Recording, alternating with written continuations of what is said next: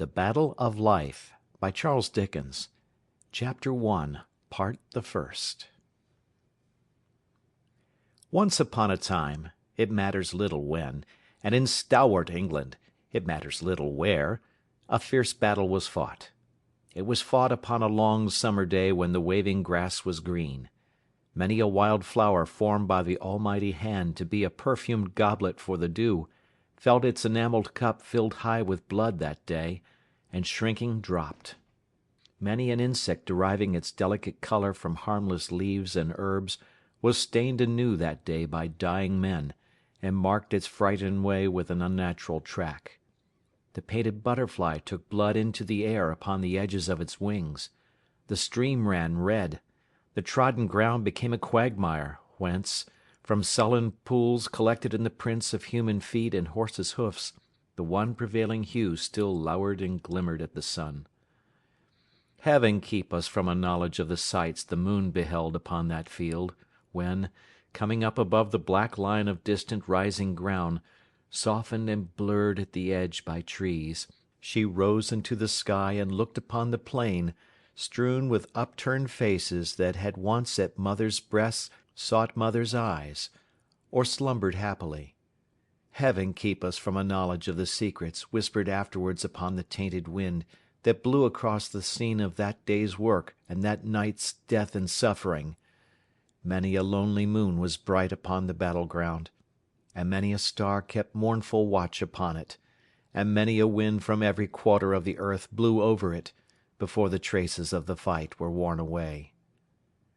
They lurked and lingered for a long time, but survived in little things, for nature, far above the evil passions of men, soon recovered her serenity, and smiled upon the guilty battle-ground as she had done before, when it was innocent.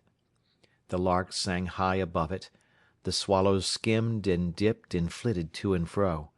The shadows of the flying clouds pursued each other swiftly, over grass and corn and turnip field and wood, and over roof and church spire and the nestling town among the trees, away into the bright distance on the borders of the sky and earth, where the red sunsets faded.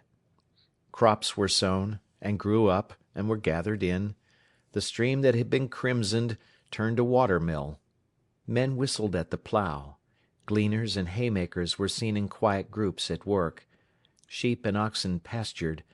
Boys whooped and called in fields to scare away the birds. Smoke rose from cottage chimneys. Sabbath bells rang peacefully. Old people lived and died.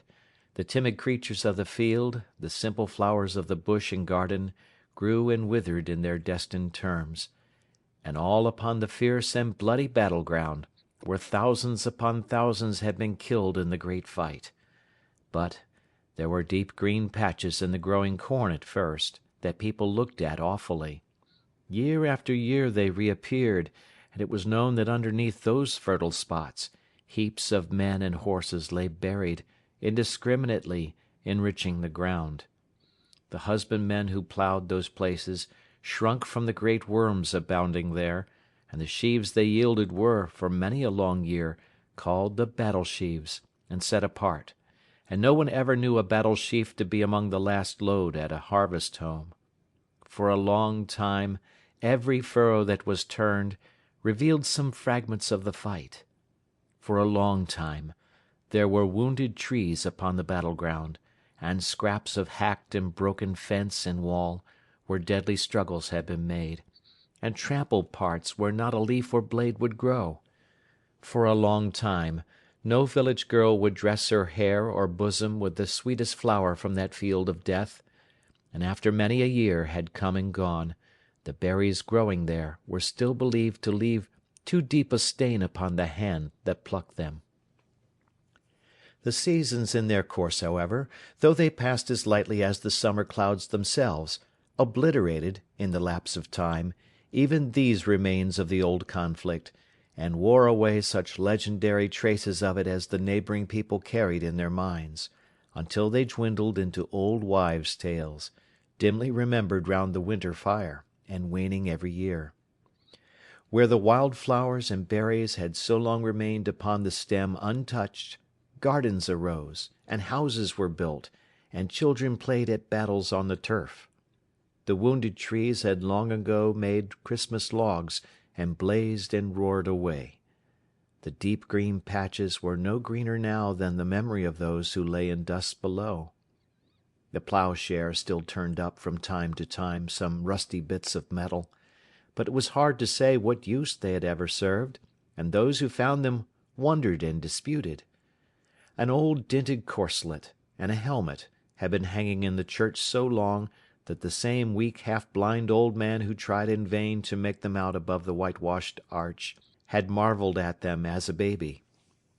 If the hosts slain upon the field could have been for a moment reanimated in the forms in which they fell, each upon the spot that was the bed of his untimely death, gashed and ghastly soldiers would have stared in, hundreds deep, at household door and window, and would have risen on the hearths of quiet homes, and would have been the garnered store of barns and granaries, and would have started up between the cradled infant and its nurse, and would have floated with the stream, and whirled round on the mill, and crowded the orchard, and burdened the meadow, and piled the rickyard high with dying men.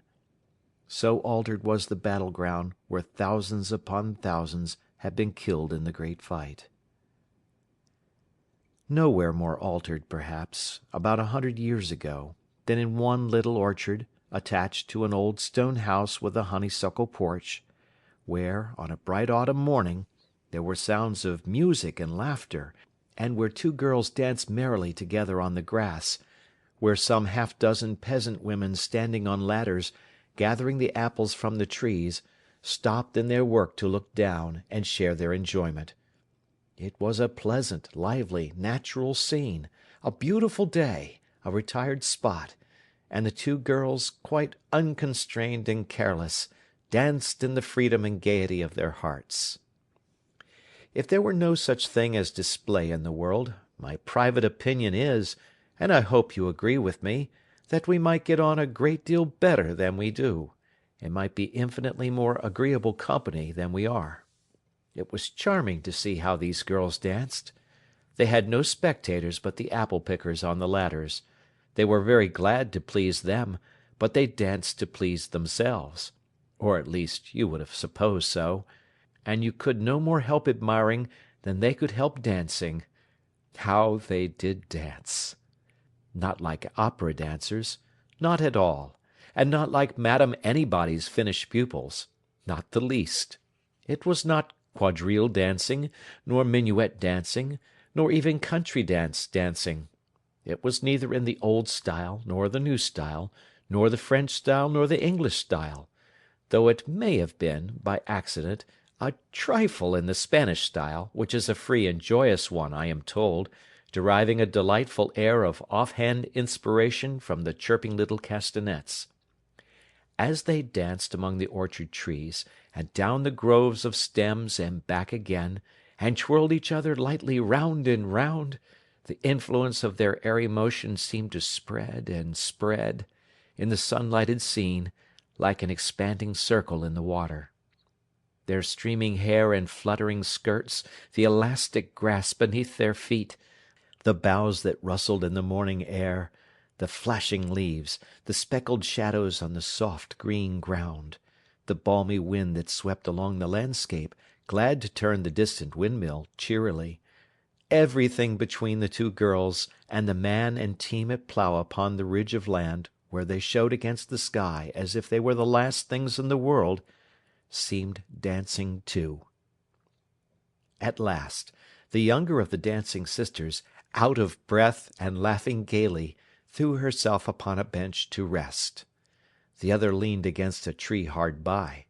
The music, a wandering harp and fiddle, left off with a flourish, as if it boasted of its freshness, though the truth is, it had gone at such a pace, and worked itself to such a pitch of competition with the dancing, that it never could have held on half a minute longer. The apple-pickers on the ladders raised a hum and murmur of applause, and then, in keeping with the sound, bestirred themselves to work again like bees. The more active, perhaps, because an elderly gentleman, who was no other than Dr. Jeddler himself. It was Dr. Jeddler's house and orchard, you should know, and these were Dr. Jeddler's daughters. Came bustling out to see what was the matter, and who the deuce played music on his property before breakfast. For he was a great philosopher, Dr. Jeddler, and not very musical. "Music and dancing to-day!" said the doctor, stopping short and speaking to himself. "I thought they dreaded to-day. But it's a world of contradictions. Why, Grace! Why, Marion!" he added aloud. "Is the world more mad than usual this morning?" "Make some allowance for it, father, if it be," replied his younger daughter, Marion, going close to him and looking into his face, "for it's somebody's birthday." "Somebody's birthday, Puss!" replied the doctor. "Don't you know it's always somebody's birthday? Did you never hear how many new performers enter on this it's impossible to speak gravely of it, on this preposterous and ridiculous business called life, every minute?" "No, father." "No, not you, of course. You're a woman, almost," said the doctor. "By the by," and he looked into the pretty face, still close to his, "I suppose it's your birthday." "No! Do you really, father?" cried his pet daughter, pursing up her red lips to be kissed. "There! Take my love with it," said the doctor, imprinting his upon them. "And many happy returns of the idea of the day. The notion of wishing happy returns in such a farce as this," said the doctor to himself, "is good. Ha, ha, ha, ha!"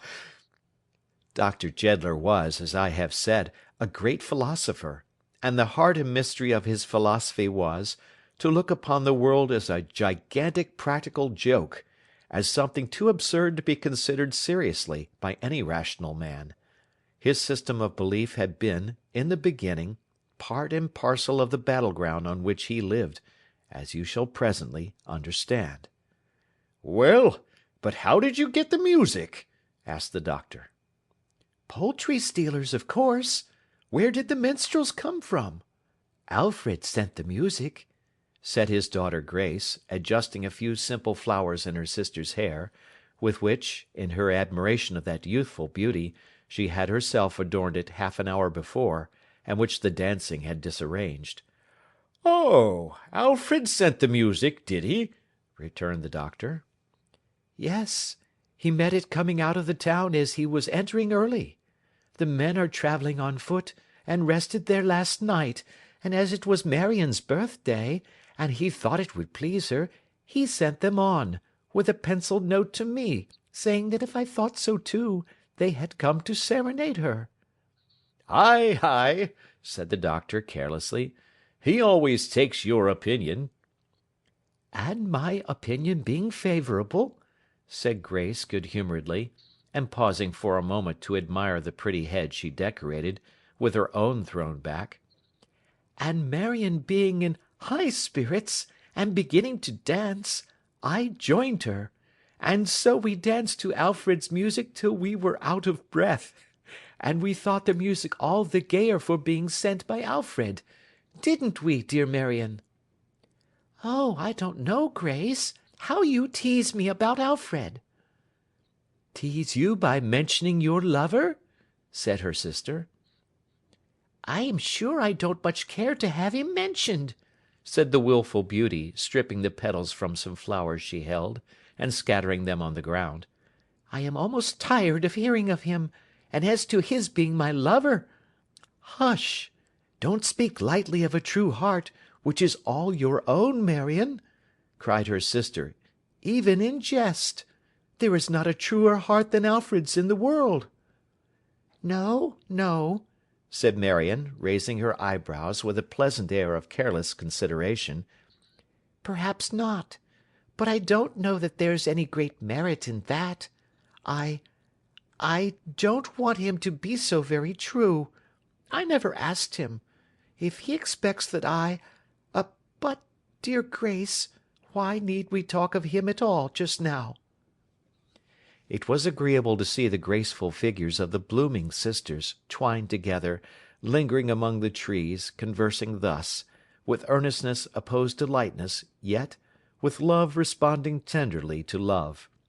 And it was very curious indeed to see the younger sister's eyes suffused with tears, and something fervently and deeply felt, breaking through the wilfulness of what she said, and striving with it painfully. The difference between them in respect of age could not exceed 4 years at most, but Grace, as often happens in such cases, when no mother watches over both, the doctor's wife was dead, seemed, in her gentle care of her young sister, and in the steadiness of her devotion to her, older than she was, and more removed, in course of nature, from all competition with her, or participation, otherwise than through her sympathy and true affection in her wayward fancies, than their ages seemed to warrant. Great character of mother that, even in this shadow and faint reflection of it, purifies the heart, and raises the exalted nature nearer to the angels.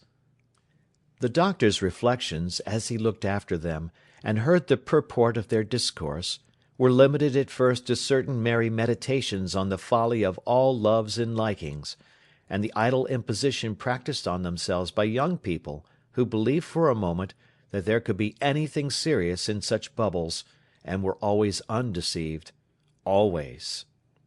But the home-adorning, self-denying qualities of Grace, and her sweet temper, so gentle and retiring, yet including so much constancy and bravery of spirit, seemed all expressed to him in the contrast between her quiet household figure and that of his younger and more beautiful child, and he was sorry for her sake, sorry for them both, that life should be such a very ridiculous business as it was. The doctor never dreamed of inquiring whether his children, or either of them, helped in any way to make the scheme a serious one, but then he was a philosopher. A kind and generous man by nature, he had stumbled by chance over that common philosopher's stone, much more easily discovered than the object of the alchemist's researches, which sometimes trips up kind and generous men, and has the fatal property of turning gold to dross, and every precious thing to poor account. "Britain!" cried the doctor. "Britain! Hola!" A small man, with an uncommonly sour and discontented face, emerged from the house, and returned to this call the unceremonious acknowledgment of "Now then!" "Where's the breakfast table?" said the doctor. "In the house," returned Britain. "Are you going to spread it out here, as you were told last night?" said the doctor. "Don't you know that there are gentlemen coming? That there's business to be done this morning before the coach comes by? That this is a very particular occasion?" "I couldn't do anything, Dr. Jeddler, till the women had done getting in the apples, could I?" said Britain, his voice rising with his reasoning, so that it was very loud at last. "Well, have they done now?" replied the doctor, looking at his watch, and clapping his hands. "Come, make haste. Where's Clemency?" "Here I am, mister," said a voice from one of the ladders, which a pair of clumsy feet descended briskly. "It's all done now. Clear away, gals. Everything shall be ready for you in half a minute, mister." With that she began to bustle about most vigorously, presenting, as she did so, an appearance sufficiently peculiar to justify a word of introduction. She was about 30 years old, and had a sufficiently plump and cheerful face, though it was twisted up into an odd expression of tightness that made it comical. But the extraordinary homeliness of her gait and manner would have superseded any face in the world. To say that she had 2 left legs, and somebody else's arms, and that all 4 limbs seemed to be out of joint, and to start from perfectly wrong places when they were set in motion, is to offer the mildest outline of the reality. To say that she was perfectly content and satisfied with these arrangements, and regarded them as being no business of hers, and that she took her arms and legs as they came, and allowed them to dispose of themselves just as it happened, is to render faint justice to her equanimity. Her dress was a prodigious pair of self-willed shoes that never wanted to go where her feet went, blue stockings, a printed gown of many colours, and the most hideous pattern procurable for money, and a white apron. She always wore short sleeves, and always had, by some accident, grazed elbows, in which she took so lively an interest that she was continually trying to turn them round and get impossible views of them. In general, a little cap placed somewhere on her head, though it was rarely to be met with in the place usually occupied in other subjects by that article of dress. But, from head to foot she was scrupulously clean, and maintained a kind of dislocated tidiness. Indeed, her laudable anxiety to be tidy and compact in her own conscience as well as in the public eye, gave rise to one of her most startling evolutions, which was to grasp herself sometimes by a sort of wooden handle, part of her clothing, and familiarly called a busk, and wrestle as it were with her garments, until they fell into a symmetrical arrangement. Such, in outward form and garb, was Clemency Newcome, who was supposed to have unconsciously originated a corruption of her own Christian name, from Clementina, but nobody knew, for the deaf old mother, a very phenomenon of age, whom she had supported almost from a child, was dead, and she had no other relation, who now busied herself in preparing the table, and who stood, at intervals, with her bare red arms crossed, rubbing her grazed elbows with opposite hands, and staring at it very composedly, until she suddenly remembered something else she wanted, and jogged off to fetch it. "Here are them 2 lawyers a-coming, mister," said Clemency, in a tone of no very great goodwill. "Ah!" cried the doctor, advancing to the gate to meet them. "Good morning, good morning! Grace, my dear, Marion, here are Messrs. Snitchey and Craggs. Where's Alfred?" "He'll be back directly, father, no doubt," said Grace. "He had so much to do this morning in his preparations for departure, that he was up and out by daybreak. Good morning, gentlemen." "Ladies," said Mr. Snitchey, "for Self and Craggs," who bowed. "Good morning, miss," to Marion. "I kiss your hand," which he did. "And I wish you," which he might or might not, for he didn't look, at first sight, like a gentleman troubled with many warm outpourings of soul in behalf of other people, "a 100 happy returns of this auspicious day." "Ha, ha, ha!" laughed the doctor thoughtfully, with his hands in his pockets. "The great farce in 100 acts." "You wouldn't, I am sure," said Mr. Snitchey, standing a small professional blue bag against one leg of the table, "cut the great farce short for this actress, at all events, Dr. Jeddler?" "No," returned the doctor. "God forbid! May she live to laugh at it, as long as she can laugh, and then say, with a French wit, 'The farce is ended. Draw the curtain.'"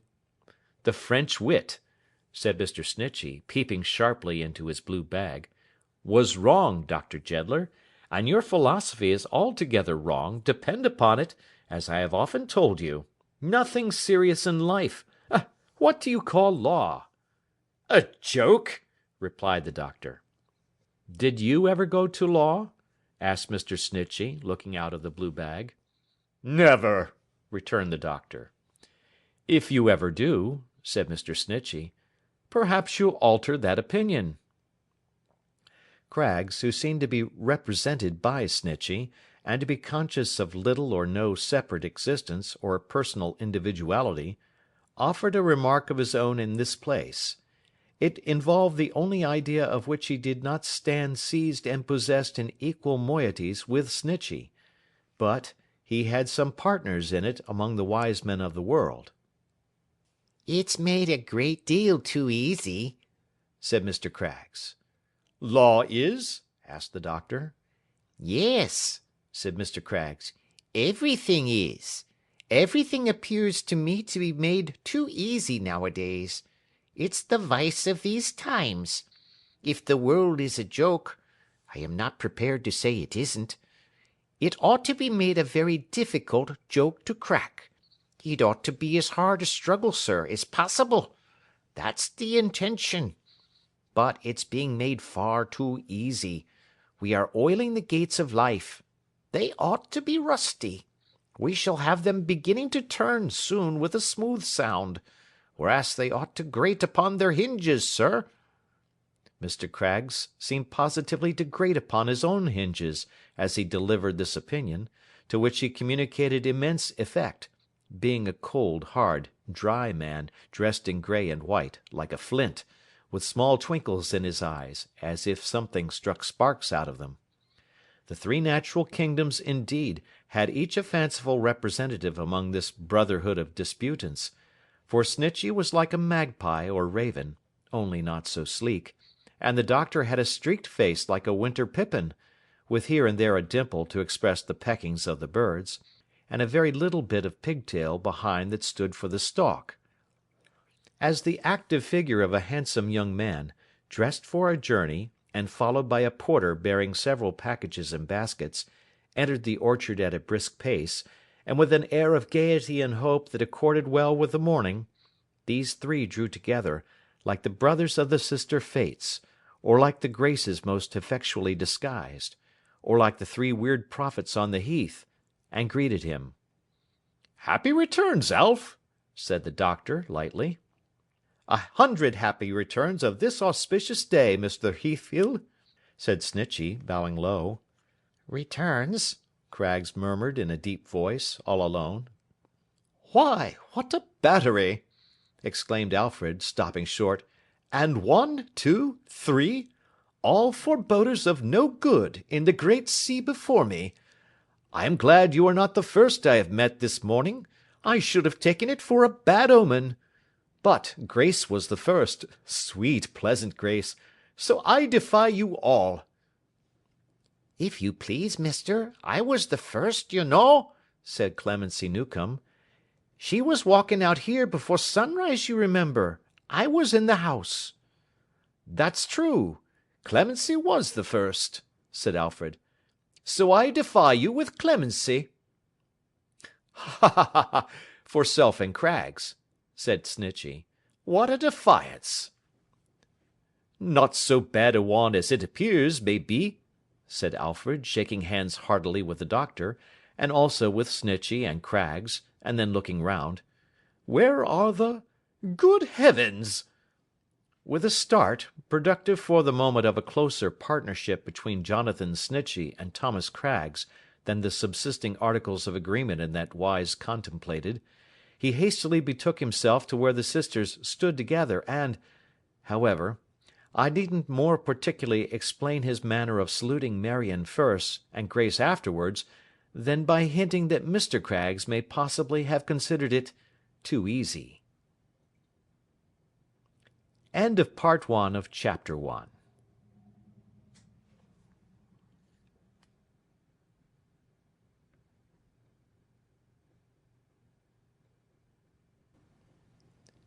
The Battle of Life, by Charles Dickens. Chapter 1, Part 2.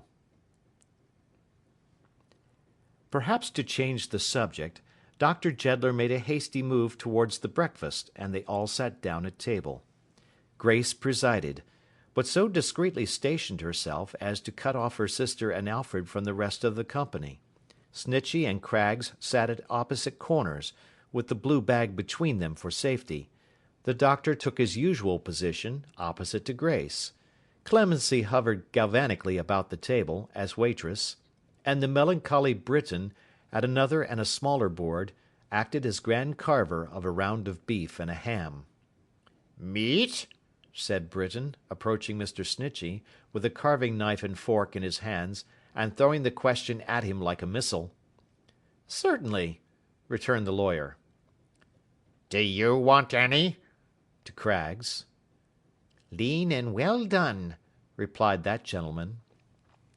Having executed these orders, and moderately supplied the doctor, he seemed to know that nobody else wanted anything to eat, he lingered as near the firm as he decently could, watching with an austere eye their disposition of the viands, and but once relaxing the severe expression of his face.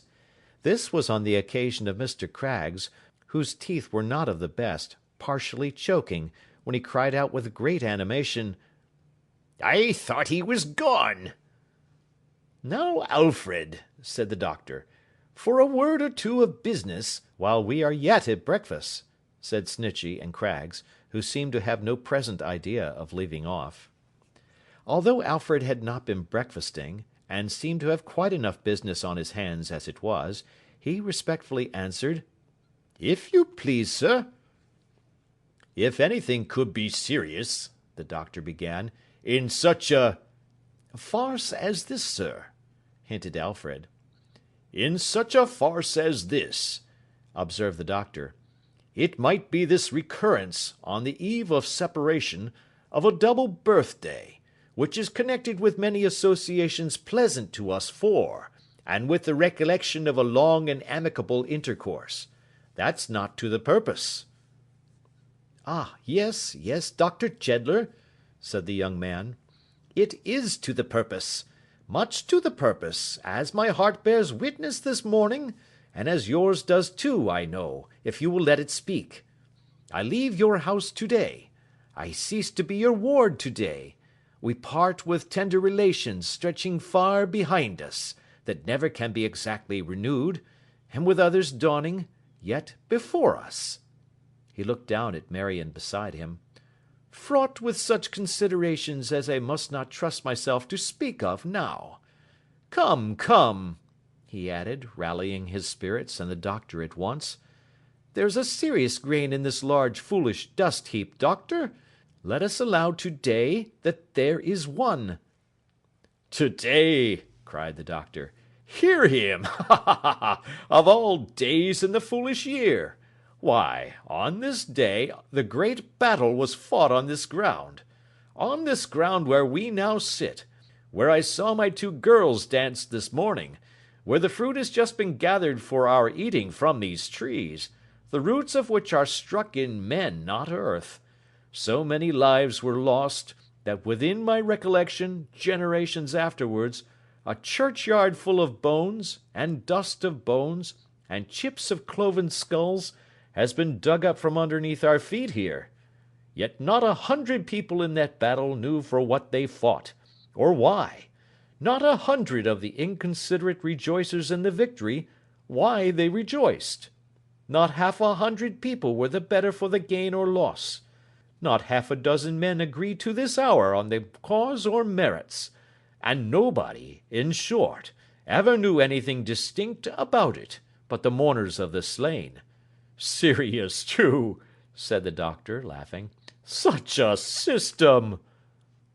But all this seems to me, said Alfred, to be very serious. Serious! cried the doctor. If you allowed such things to be serious, you must go mad, or die, or climb up to the top of a mountain and turn hermit.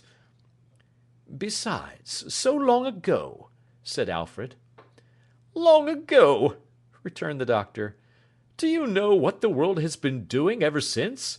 Do you know what else it has been doing? I don't. It's gone to law a little, observed Mr. Snitchey, stirring his tea. Although the way out has always made too easy, said his partner. And you'll excuse my saying, doctor, pursued Mr. Snitchey, having been already put 1,000 times in possession of my opinion, in the course of our discussions, that, in its having gone to law, and in its legal system altogether, I do observe a serious side. Now, really, a something tangible, and with a purpose and intention in it. Clemency Newcome made an angular tumble against the table, occasioning a sounding clatter among the cups and saucers. "Heyday! What's the matter there?" exclaimed the doctor. "It's this evil-inclined blue bag," said Clemency, "always tripping up somebody." "With a purpose and intention in it, I was saying," resumed Snitchey, "that commands respect. Life a farce, Dr. Jeddler? With law in it?" The doctor laughed and looked at Alfred. "Granted, if you please, that war is foolish," said Snitchey. "There we agree. For example, here's a smiling country," pointing it out with his fork, "once overrun by soldiers, trespassers every man of 'em, and laid waste by fire and sword. The idea of any man exposing himself voluntarily to fire and sword! Stupid, wasteful, positively ridiculous. You laugh at your fellow creatures, you know, when you think of it. But take this smiling country as it stands. Think of the laws appertaining to real property, to the bequest and devise of real property, to the mortgage and redemption of real property, to leasehold, freehold, and copyhold estate. Think, said Mr. Snitchey, with such great emotion that he actually smacked his lips, of the complicated laws relating to title and proof of title, with all the contradictory precedents and numerous acts of Parliament connected with them. Think of the infinite number of ingenious and interminable chancery suits to which this pleasant prospect may give rise, and acknowledge, Dr. Jeddler, that there is a green spot in the scheme about us. I believe, said Mr. Snitchey, looking at his partner, that I speak for Self and Craggs? Mr. Craggs having signified assent, Mr. Snitchey, somewhat freshened by his recent eloquence, observed that he would take a little more beef and another cup of tea. I don't stand up for life in general, he added, rubbing his hands and chuckling. It's full of folly, full of something worse. Professions of trust and confidence and unselfishness and all that. Bah, bah, bah, we see what they're worth. But you mustn't laugh at life. You've got a game to play, a very serious game indeed. Everybody's playing against you, you know, and you're playing against them. Oh, it's a very interesting thing. There are deep moves upon the board. You must only laugh, Dr. Jeddler, when you win. And then not much. And then not much, repeated Snitchey, rolling his head and winking his eye, as if he would have added, you may do this instead. Well, Alfred, said the doctor, what do you say now? I say, sir, replied Alfred, that the greatest favour you could do me, and yourself too, I am inclined to think, would be to try sometimes to forget this battlefield and others like it in that broader battlefield of life, on which the sun looks every day. Really, I'm afraid that wouldn't soften his opinions, Mr. Alfred, said Snitchey. The combatants are very eager and very bitter in that same battle of life. There's a great deal of cutting and slashing, and firing into people's heads from behind. There is terrible treading down and trampling on. It is rather a bad business. I believe, Mr. Snitchey, said Alfred, there are quiet victories and struggles, great sacrifices of self, and noble acts of heroism in it, even in many of its apparent lightnesses and contradictions, not the less difficult to achieve, because they have no earthly chronicle or audience, done every day in nooks and corners, and in little households, and in men's and women's hearts, any one of which might reconcile the sternest man to such a world, and fill him with belief and hope in it, though 2/5 of its people were at war, and another 1/4 at law, and that's a bold word. Both the sisters listened keenly. Well, well, said the doctor, I am too old to be converted, even by my friend Snitchey here, or my good spinster sister, Martha Jeddler, who had what she calls her domestic trials ages ago, and has led a sympathizing life with all sorts of people ever since, and who is so much of your opinion, only she's less reasonable and more obstinate, being a woman, that we can't agree, and seldom meet. I was born upon this battlefield. I began, as a boy, to have my thoughts directed to the real history of a battlefield. 60 years have gone over my head, and I have never seen the Christian world, including heaven knows how many loving mothers and good enough girls like mine here, anything but mad for a battlefield. The same contradictions prevail in everything. One must either laugh or cry at such stupendous inconsistencies, and I prefer to laugh. Britain, who had been paying the profoundest and most melancholy attention to each speaker in his turn, seemed suddenly to decide in favour of the same preference, if a deep sepulchral sound that escaped him might be construed into a demonstration of risibility. His face, however, was so perfectly unaffected by it, both before and afterwards, that although one or two of the breakfast party looked round as being startled by a mysterious noise, nobody connected the offender with it, except his partner in attendance, Clemency Newcome, who, rousing him with one of those favourite joints, her elbows, inquired, in a reproachful whisper, what he laughed at. "Not you," said Britain. "Who then?" "Humanity," said Britain. "That's the joke." "What between master and them lawyers, he's getting more and more addle-headed every day," cried Clemency, giving him a lunge with the other elbow, as a mental stimulant. "Do you know where you are? Do you want to get warning?" "I don't know anything," said Britain, with a leaden eye and an immovable visage. "I don't care for anything. I don't make out anything. I don't believe anything, and I don't want anything." Although this forlorn summary of his general condition may have been overcharged in an access of despondency, Benjamin Britain, sometimes called Little Britain, to distinguish him from Great, as we might say, Young England, to express Old England with a decided difference, had defined his real state more accurately than might be supposed. For, serving as a sort of man Miles to the doctor's Friar Bacon, and listening day after day to innumerable orations addressed by the doctor to various people, all tending to show that his very existence was at best a mistake and an absurdity, this unfortunate servitor had fallen, by degrees, into such an abyss of confused and contradictory suggestions from within and without, that truth at the bottom of her well was on the level surface as compared with Britain in the depths of his mystification. The only point he clearly comprehended was, that the new element usually brought into these discussions by Snitchey and Craggs never served to make them clearer, and always seemed to give the doctor a species of advantage and confirmation. Therefore he looked upon the firm as one of the proximate causes of his state of mind, and held them in abhorrence accordingly. "But this is not our business, Alfred," said the doctor.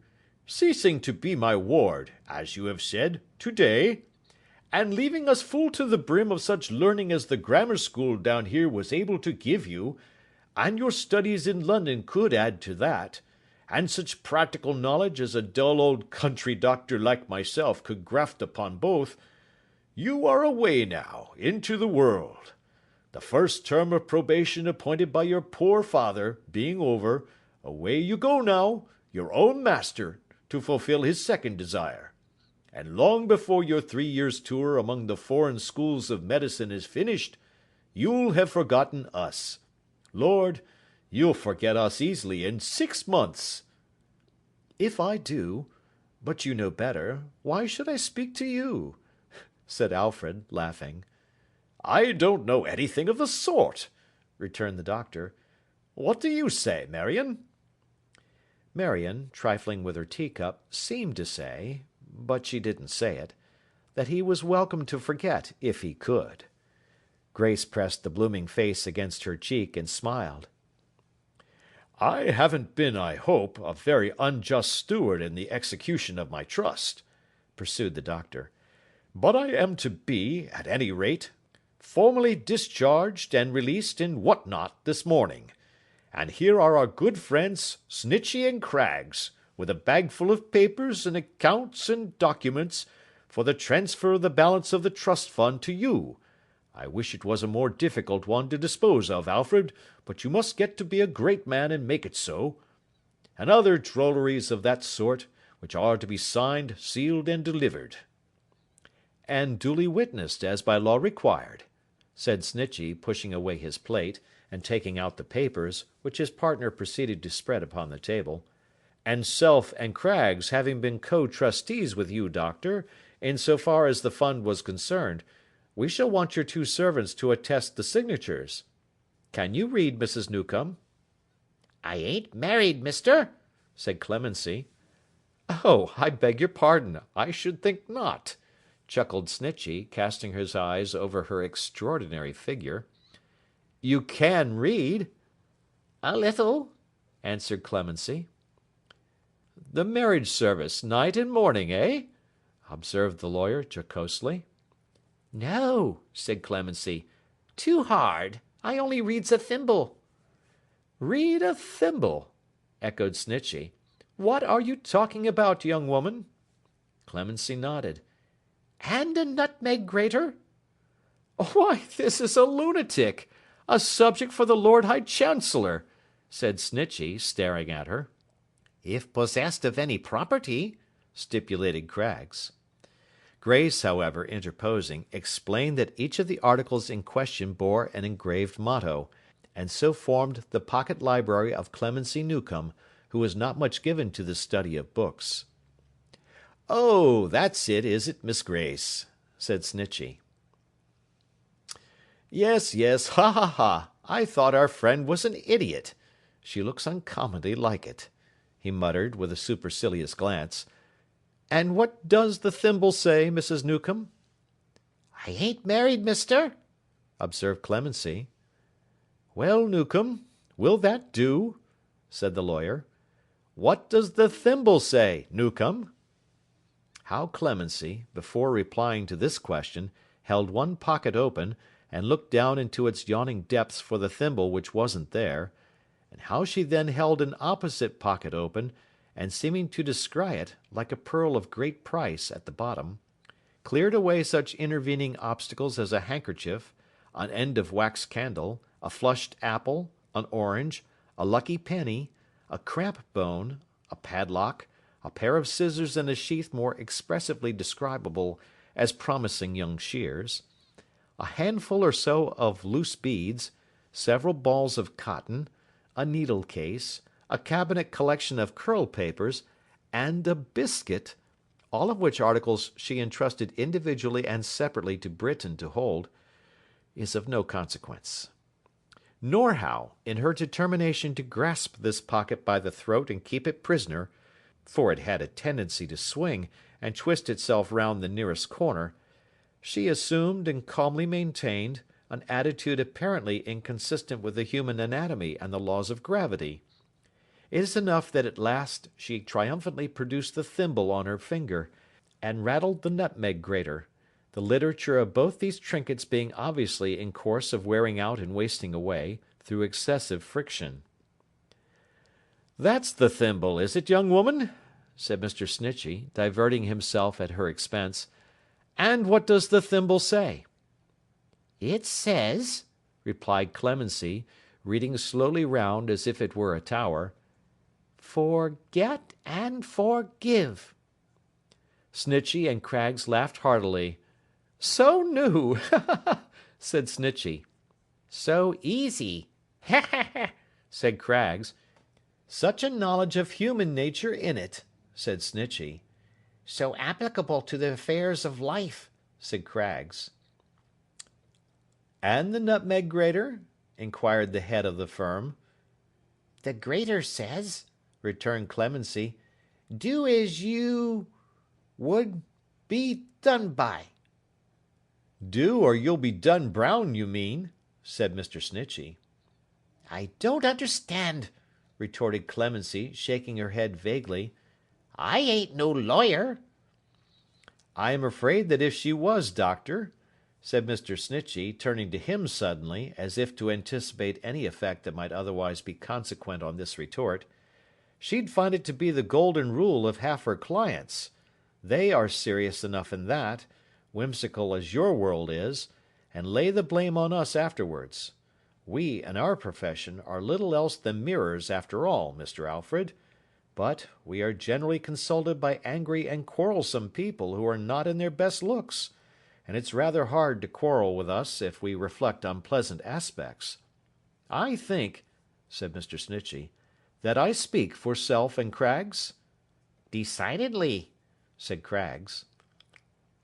"And so, if Mr. Britain will oblige us with a mouthful of ink," said Mr. Snitchey, returning to the papers, "we'll sign, seal, and deliver as soon as possible, or the coach will be coming past before we know where we are." If one might judge from his appearance, there was every probability of the coach coming past before Mr. Britain knew where he was, for he stood in a state of abstraction, mentally balancing the doctor against the lawyers, and the lawyers against the doctor, and their clients against both, and engaged in feeble attempts to make the thimble and nutmeg grater, a new idea to him, square with anybody's system of philosophy, and in short bewildering himself as much as ever his great namesake had done with theories and schools.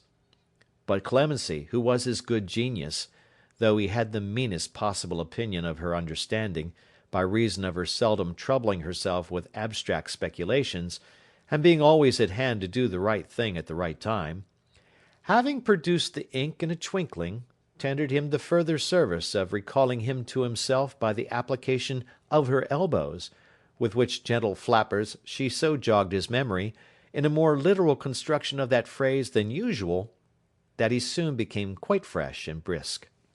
How he laboured under an apprehension not uncommon to persons in his degree, to whom the use of pen and ink is an event, that he couldn't append his name to a document, not of his own writing, without committing himself in some shadowy matter, or somehow signing away vague and enormous sums of money, and how he approached the deeds under protest, and by dint of the doctor's coercion, and insisted on pausing to look at them before writing, the cramped hand, to say nothing of the phraseology, being so much Chinese to him, and also on turning them round to see whether there was anything fraudulent underneath, and how, having signed his name, he became desolate as one who had parted with his property and rights. I want the time to tell. Also, how the blue bag contained his signature afterwards had a mysterious interest for him, and he couldn't leave it.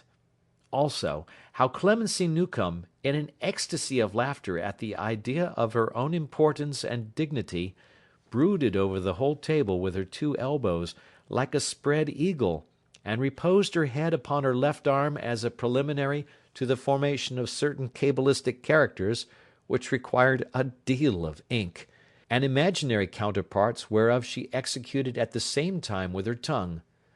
Also, how, having once tasted ink, she became thirsty in that regard, as tame tigers are said to be after tasting another sort of fluid, and wanted to sign everything, and put her name in all kinds of places.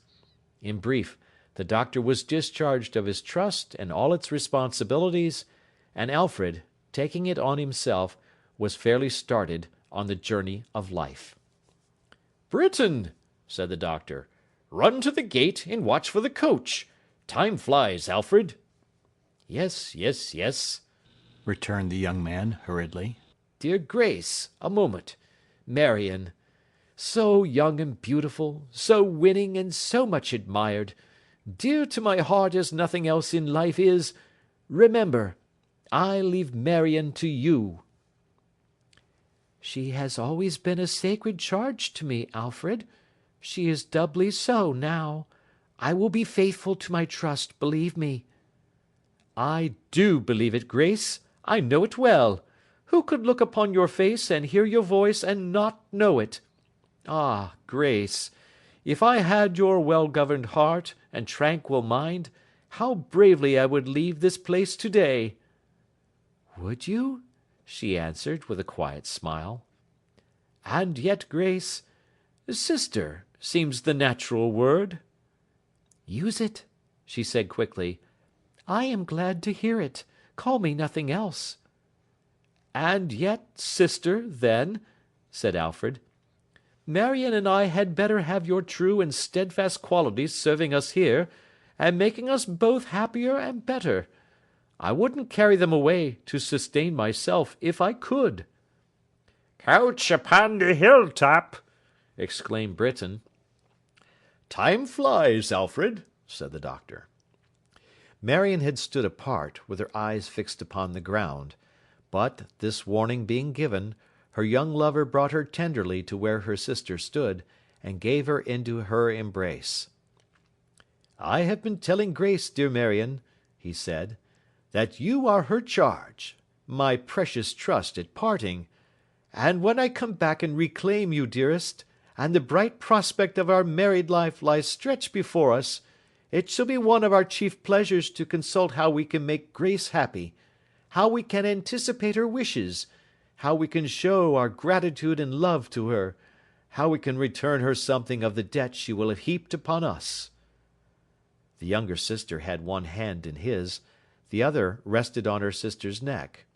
She looked into that sister's eyes, so calm, serene, and cheerful, with a gaze in which affection, admiration, sorrow, wonder, almost veneration, were blended. She looked into that sister's face as if it were the face of some bright angel. Calm, serene, and cheerful, the face looked back on her and on her lover. "And when the time comes, as it must one day," said Alfred, "I wonder it has never come yet, but Grace knows best, for Grace is always right, when she will want a friend to open her whole heart to, and to be to her something of what she has been to us. Then, Marion, how faithfully we will prove, and what delight to us to know that she, our dear good sister, loves and is loved again, as we would have her." Still the younger sister looked into her eyes, and turned not, even towards him. And still those honest eyes looked back, so calm, serene, and cheerful, on herself and on her lover. "And when all that is past, and we are old, and living as we must together, close together, talking often of old times," said Alfred, "these shall be our favourite times among them, this day most of all, and telling each other what we thought and felt, and hoped and feared at parting, and how we couldn't bear to say good-bye." "Coach coming through the wood," cried Britain. "Yes, I am ready, and how we met again, so happily in spite of all. We'll make this day the happiest in all the year, and keep it as a treble birthday. Shall we, dear?" "Yes," interposed the elder sister, eagerly, and with a radiant smile. "Yes. Alfred, don't linger. There's no time. Say good-bye to Marion, and heaven be with you." He pressed the younger sister to his heart. Released from his embrace, she again clung to her sister, and her eyes, with the same blended look, again sought those so calm, serene, and cheerful. "Farewell, my boy," said the doctor. "To talk about any serious correspondence or serious affections, and engagements and so forth, in such a you know what I mean, why that, of course, would be sheer nonsense. All I can say is, that if you and Marion should continue in the same foolish minds, I shall not object to have you for a son-in-law one of these days." "Over the bridge," cried Britain. "Let it come," said Alfred, wringing the doctor's hand stoutly. "Think of me sometimes, my old friend and guardian, as seriously as you can. Adieu, Mr. Snitchey. Farewell, Mr. Craggs." "Coming down the road," cried Britain. "A kiss of Clemency Newcome for long acquaintance sake. Shake hands, Britain. Marion, dearest heart, good-bye. Sister Grace, remember." The quiet household figure, and the face so beautiful in its serenity, were turned towards him in reply, but Marion's look and attitude remained unchanged. The coach was at the gate. There was a bustle with the luggage. The coach drove away. Marion never moved. "He waves his hat to you, my love," said Grace. "Your chosen husband, darling. Look." The younger sister raised her head, and for a moment turned it. Then, turning back again, and fully meeting for the first time those calm eyes, fell sobbing on her neck. "Oh, Grace! God bless you! But I cannot bear to see it, Grace. It breaks my heart." End of chapter 1.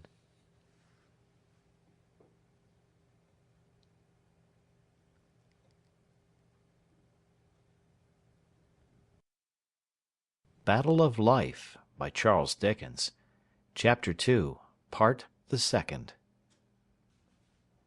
Snitchey and Craggs had a snug little office on the old battle-ground, where they drove a snug little business, and fought a great many small pitched battles for a great many contending parties. Though it could hardly be said of these conflicts that they were running fights, for in truth they generally proceeded at a snail's pace.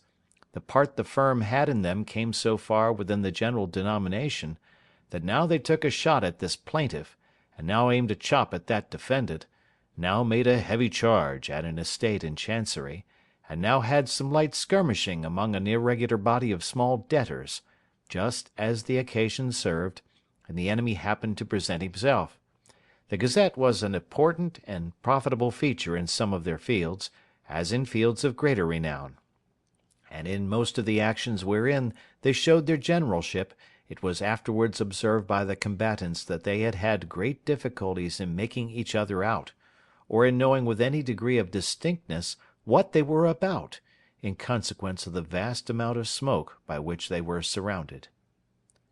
The offices of Messrs. Snitchey and Craggs stood convenient, with an open door down 2 smooth steps, in the market-place, so that any angry farmer inclining towards hot water might tumble into it at once. Their special council-chamber and hall of conference was an old back room upstairs, with a low dark ceiling, which seemed to be knitting its brows gloomily in the consideration of tangled points of law. It was furnished with some high-backed leathern chairs, garnished with great goggle-eyed brass nails, of which, every here and there, 2 or 3 had fallen out, or had been picked out perhaps by the wandering thumbs and forefingers of bewildered clients. There was a framed print of a great judge in it, every curl in whose dreadful wig had made a man's hair stand on end. Bales of papers filled the dusty closets, shelves, and tables, and round the wainscot there were tiers of boxes, padlocked and fireproof, with people's names painted outside, which anxious visitors felt themselves, by a cruel enchantment, obliged to spell backwards and forwards, and to make anagrams of while they sat, seeming to listen to Snitchey and Craggs, without comprehending one word of what they said. Snitchey and Craggs had each, in private life as in professional existence, a partner of his own. Snitchey and Craggs were the best friends in the world, and had a real confidence in one another. But Mrs. Snitchey, by a dispensation not uncommon in the affairs of life, was on principle suspicious of Mr. Craggs, and Mrs. Craggs was on principle suspicious of Mr. Snitchey. "You're Snitcheys, indeed," the latter lady would observe sometimes to Mr. Craggs, using that imaginative plural as if in disparagement of an objectionable pair of pantaloons, or other articles not possessed of a singular number. "I don't see what you want with your Snitcheys, for my part. You trust a great deal too much to your Snitcheys, I think, and I hope you may never find my words come true." While Mrs. Snitchey would observe to Mr. Snitchey, of Craggs, that if ever he was led away by man, he was led away by that man, and that if ever she read a double purpose in a mortal eye, she read that purpose in Craggs's eye. Notwithstanding this, however, they were all very good friends in general, and Mrs. Snitchey and Mrs. Craggs maintained a close bond of alliance against the office, which they both considered the Blue Chamber and common enemy, full of dangerous, because unknown, machinations. In this office, nevertheless, Snitchey and Craggs made honey for their several hives. Here, sometimes, they would linger, of a fine evening, at the window of their council-chamber overlooking the old battle-ground, and wonder, but that was generally at assize time, when much business had made them sentimental, at the folly of mankind, who couldn't always be at peace with one another and go to law comfortably. Here, days and weeks and months and years passed over them. Their calendar, the gradually diminishing number of brass nails in the leathern chairs, and the increasing bulk of papers on the tables. Here nearly 3 years' flight had thinned the one and swelled the other, since the breakfast in the orchard, when they sat together in consultation at night. Not alone, but with a man of about 30, or that time of life, negligently dressed, and somewhat haggard in the face, but well made, well attired, and well looking, who sat in the armchair of state, with one hand in his breast and the other in his dishevelled hair, pondering moodily. Messrs. Snitchey and Craggs sat opposite each other at a neighbouring desk. One of the fireproof boxes, unpadlocked and opened, was upon it. A part of its contents lay strewn upon the table, and the rest was then in course of passing through the hands of Mr. Snitchey, who brought it to the candle, document by document, looked at every paper singly as he produced it, shook his head, and handed it to Mr. Craggs, who looked it over also, shook his head, and laid it down. Sometimes they would stop, and shaking their heads in concert, look towards the abstracted client. And the name on the box being Michael Warden, Esquire, we may conclude from these premises that the name and the box were both his, and that the affairs of Michael Warden, Esquire, were in a bad way. "That's all," said Mr. Snitchey, turning up the last paper. "Really, there's no other resource. No other resource." All lost, spent, wasted, pawned, borrowed, and sold, eh?" said the client, looking up. "All," returned Mr. Snitchey. "Nothing else to be done, you say?" "Nothing at all." The client bit his nails, and pondered again. "And I am not even personally safe in England? You hold to that, do you?" "In no part of the United Kingdom of Great Britain and Ireland," replied Mr. Snitchey. "A mere prodigal son with no father to go back to, no swine to keep, and no husks to share with them, eh?" pursued the client, rocking one leg over the other, and searching the ground with his eyes. Mr. Snitchey coughed, as if to deprecate the being supposed to participate in any figurative illustration of a legal position. Mr. Craggs, as if to express that it was a partnership view of the subject, also coughed. "Ruined at 30, said the client. "Humph!" "Not ruined, Mr. Warden," returned Snitchey. "Not so bad as that. You have done a good deal towards it, I must say, but you are not ruined. A little nursing—" "A little devil," said the client. "Mr. Craggs," said Snitchey, "will you oblige me with a pinch of snuff?" "Thank you, sir." As the imperturbable lawyer applied it to his nose with great apparent relish, and a perfect absorption of his attention in the proceeding, the client gradually broke into a smile, and looking up said, "You talk of nursing. How long nursing?" "How long nursing?" repeated Snitchey, dusting the snuff from his fingers, and making a slow calculation in his mind. "For your involved estate, sir? In good hands? S&C's, say? 6 or 7 years?" "To starve for 6 or 7 years," said the client with a fretful laugh, and an impatient change of his position. "To starve for 6 or 7 years, Mr. Warden," said Snitchey, "would be very uncommon indeed. You might get another estate by showing yourself the while, but we don't think you could do it, speaking for self and Craggs, and consequently don't advise it." "What do you advise?" "Nursing, I say," repeated Snitchey. "Some few years of nursing by self and Craggs would bring it round. But to enable us to make terms, and hold terms, and you to keep terms, you must go away. You must live abroad. As to starvation, we could insure you some hundreds a year to starve upon, even in the beginning, I dare say, Mr. Warden." "Hundreds," said the client, "and I have spent thousands." "That," retorted Mr. Snitchey, putting the papers slowly back into the cast-iron box, "there is no doubt about. No doubt about," he repeated to himself, as he thoughtfully pursued his occupation. The lawyer very likely knew his man. At any rate, his dry, shrewd, whimsical manner had a favourable influence on the client's moody state, and disposed him to be more free and unreserved. Or, perhaps the client knew his man, and had elicited such encouragement as he had received, to render some purpose he was about to disclose the more defensible in appearance. Gradually raising his head, he sat looking at his immovable adviser with a smile, which presently broke into a laugh. "After all," he said, "my iron-headed friend," Mr. Snitchey pointed out his partner, "self and, excuse me, Craggs." "I beg Mr. Craggs's pardon," said the client. "After all, my iron-headed friends," he leaned forward in his chair and dropped his voice a little, "you don't know half my ruin yet." Mr. Snitchey stopped and stared at him. Mr. Craggs also stared. "I am not only deep in debt," said the client, "but I am deep in—" "Not in love!" cried Snitchey.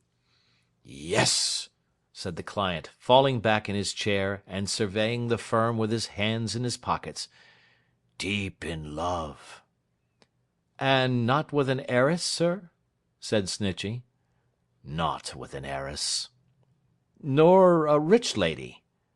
"Nor a rich lady that I know of, except in beauty and merit." "A single lady, I trust?" said Mr. Snitchey, with great expression. "Certainly." "It is not one of Dr. Jeddler's daughters?" said Snitchey, suddenly squaring his elbows on his knees, and advancing his face at least a yard. "Yes," returned the client. "Not his younger daughter?" said Snitchey. "Yes," returned the client. "Mr. Craggs," said Snitchey, much relieved, "will you oblige me with another pinch of snuff?" "Thank you. I am happy to say it don't signify, Mr. Warden. She's engaged, sir. She's bespoke. My partner can corroborate me. We know the fact." "We know the fact," repeated Craggs. "Why, so do I, perhaps," returned the client, quietly. "What of that? Are you men of the world, and did you never hear of a woman changing her mind?" "There certainly have been actions for breach," said Mr. Snitchey, "brought against both spinsters and widows, but in the majority of cases—" "Cases," interposed the client, impatiently. "Don't talk to me of cases. The general precedent is in much larger volume than any of your law books. Besides, do you think I have lived 6 weeks in the doctor's house for nothing?" "I think, sir," observed Mr. Snitchey, gravely addressing himself to his partner, "that of all the scrapes Mr. Warden's horses have brought him into at one time and another, and they have been pretty numerous, and pretty expensive, as none know better than himself, and you, and I, the worst scrape may turn out to be, if he talks in this way, this having been left by one of them at the doctor's garden wall, with 3 broken ribs, a snapped collar-bone, and the Lord knows how many bruises. We didn't think so much of it, at the time when we knew he was going on well under the doctor's hands and roof, but it looks bad now, sir. Bad? It looks very bad. Dr. Jeddler, too. Our client, Mr. Craggs." "Mr. Alfred Heathfield, too. A sort of client, Mr. Snitchey," said Craggs. "Mr. Michael Warden, too, a kind of client," said the careless visitor, "and no bad one either, having played the fool for 10 or 12 years. However, Mr. Michael Warden has sown his wild oats now. There's their crop in that box, and he means to repent and be wise. And in proof of it, Mr. Michael Warden means, if he can, to marry Marion, the doctor's lovely daughter, and to carry her away with him." "Really, Mr. Craggs," Snitchey began. "Really, Mr. Snitchey, and Mr. Craggs, partners both," said the client, interrupting him. "You know your duty to your clients, and you know well enough, I am sure, that it is no part of it to interfere in a mere love affair, which I am obliged to confide to you. I am not going to carry the young lady off without her own consent. There's nothing illegal in it. I never was Mr. Heathfield's bosom friend. I violate no confidence of his. I love where he loves, and I mean to win where he would win, if I can." "He can't, Mr. Craggs," said Snitchey, evidently anxious and discomfited. "He can't do it, sir. She dotes on Mr. Alfred." "Does she?" returned the client. "Mr. Craggs, she dotes on him, sir," persisted Snitchey. "I didn't live 6 weeks, some few months ago, in the doctor's house for nothing, and I doubted that soon," observed the client. "She would have doted on him, if her sister could have brought it about, but I watched them. Marion avoided his name, avoided the subject, shrunk from the least allusion to it with evident distress." "Why should she, Mr. Craggs, you know? Why should she, sir?" inquired Snitchey. "I don't know why she should, though there are many likely reasons," said the client, smiling at the attention and perplexity expressed in Mr. Snitchey's shining eye, and at his cautious way of carrying on the conversation, and making himself informed upon the subject. "But I know she does. She was very young when she made the engagement, if it may be called one, I am not even sure of that, and has repented of it, perhaps. Perhaps. It seems a foppish thing to say, but upon my soul I don't mean it in that light. She may have fallen in love with me, as I have fallen in love with her." "He? Mr. Alfred, her old playfellow too, you remember, Mr. Craggs," said Snitchey, with a disconcerted laugh. "Knew her almost from a baby."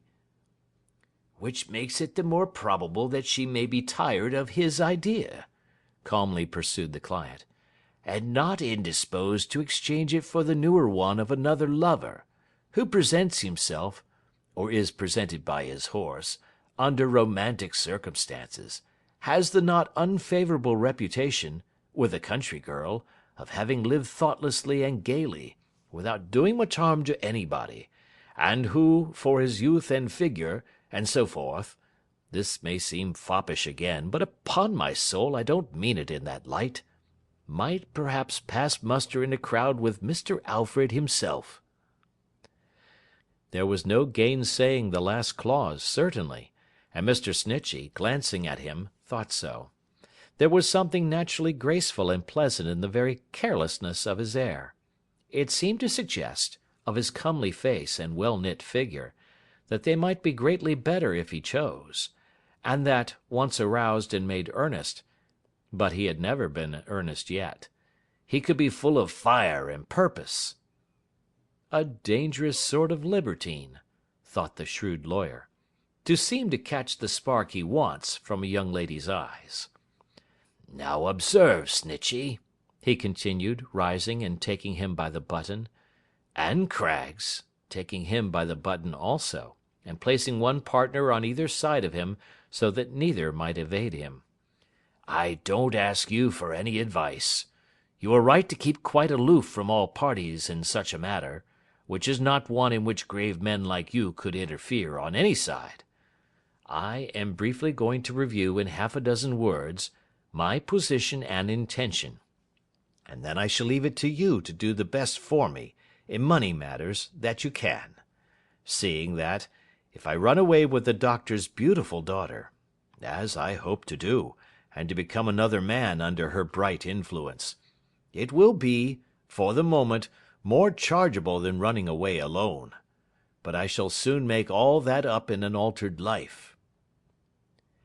"I think it would be better not to hear this, Mr. Craggs," said Snitchey, looking at him across the client. "I think not," said Craggs, and both listened attentively. "Well, you needn't hear it," replied their client. "I'll mention it, however.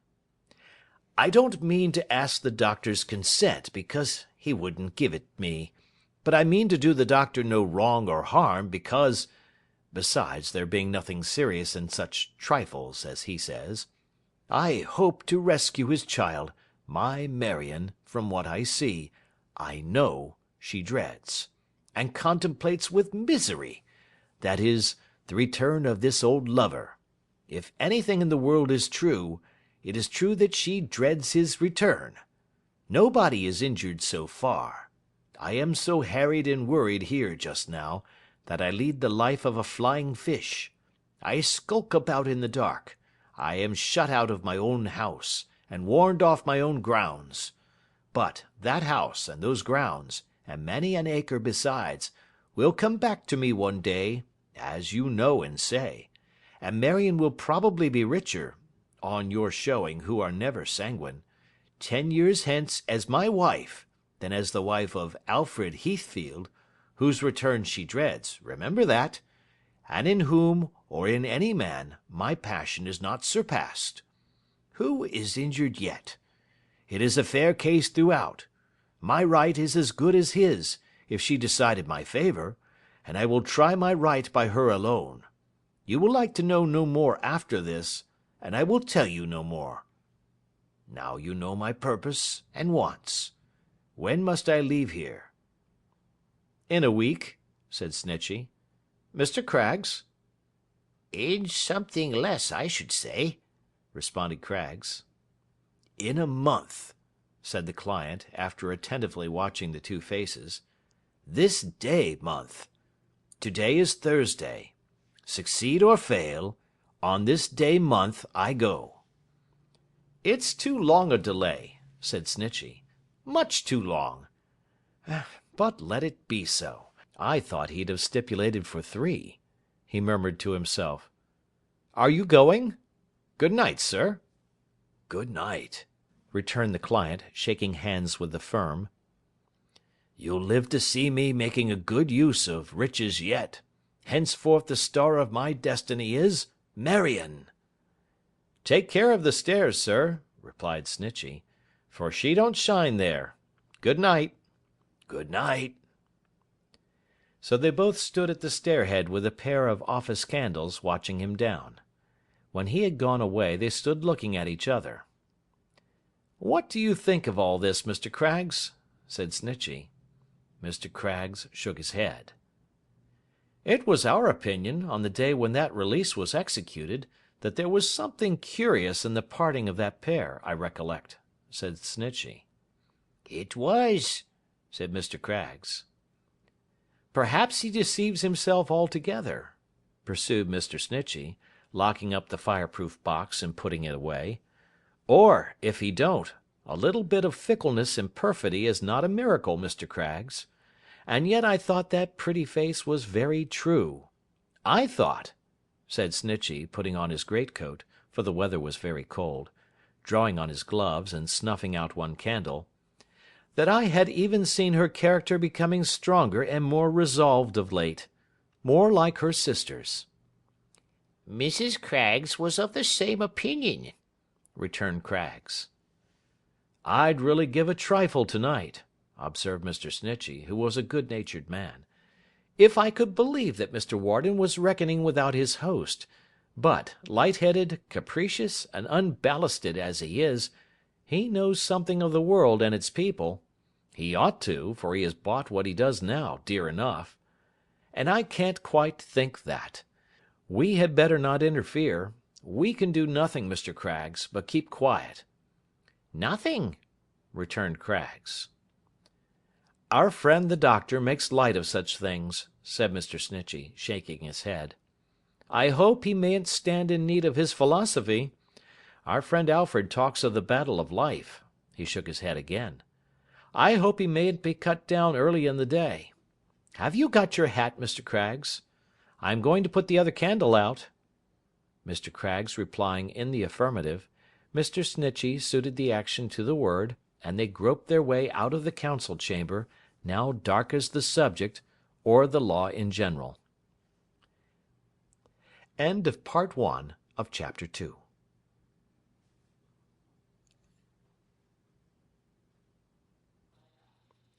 The Battle of Life, by Charles Dickens. Chapter 2, Part 2. My story passes to a quiet little study, where on that same night the sisters and the hale old doctor sat by a cheerful fireside. Grace was working at her needle. Marion read aloud from a book before her. The doctor, in his dressing-gown and slippers, with his feet spread out upon the warm rug, leaned back in his easy-chair, and listened to the book, and looked upon his daughters. They were very beautiful to look upon. Two better faces for a fireside never made a fireside bright and sacred. Something of the difference between them had been softened down in 3 years' time, and enthroned upon the clear brow of the younger sister. Looking through her eyes, and thrilling in her voice, was the same earnest nature that her own motherless youth had ripened in the elder sister long ago. But she still appeared at once the lovelier and weaker of the two, still seemed to rest her head upon her sister's breast, and put her trust in her, and look into her eyes for counsel and reliance. Those loving eyes, so calm, serene, and cheerful, as of old. "And being in her own home," read Marion from the book, "her home made exquisitely dear by these remembrances, she now began to know that the great trial of her heart must soon come on, and could not be delayed. O home, our comforter and friend when others fall away, to part with whom, at any step between the cradle and the grave—" "Marion, my love," said Grace. "Why, Puss!" exclaimed her father. "What's the matter?" She put her hand upon the hand her sister stretched towards her, and read on, her voice still faltering and trembling, though she made an effort to command it, when thus interrupted.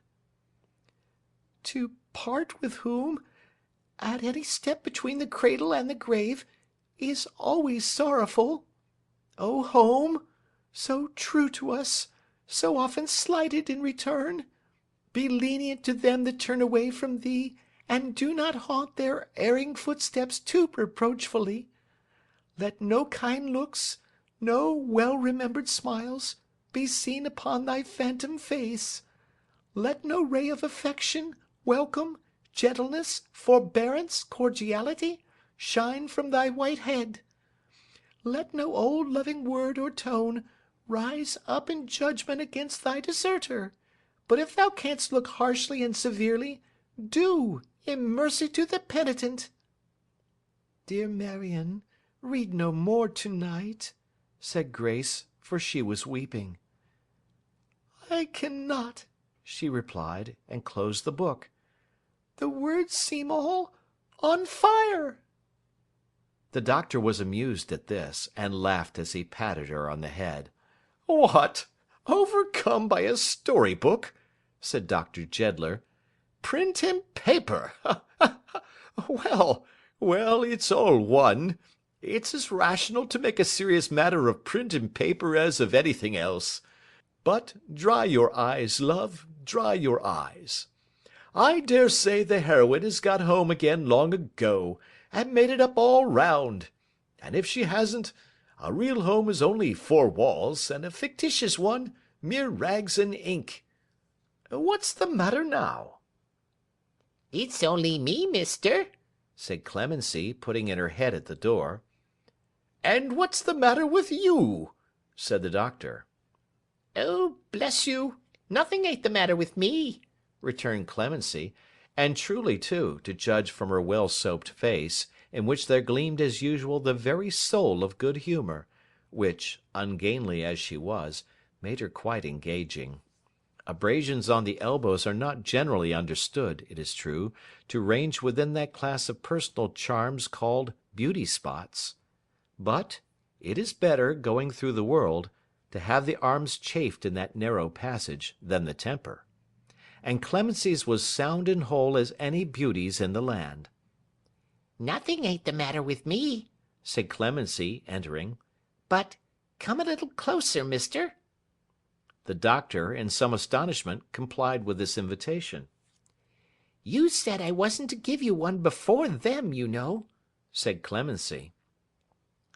A novice in the family might have supposed, from her extraordinary ogling as she said it, as well as from a singular rapture or ecstasy which pervaded her elbows, as if she were embracing herself, That one, in its most favourable interpretation, meant a chaste salute.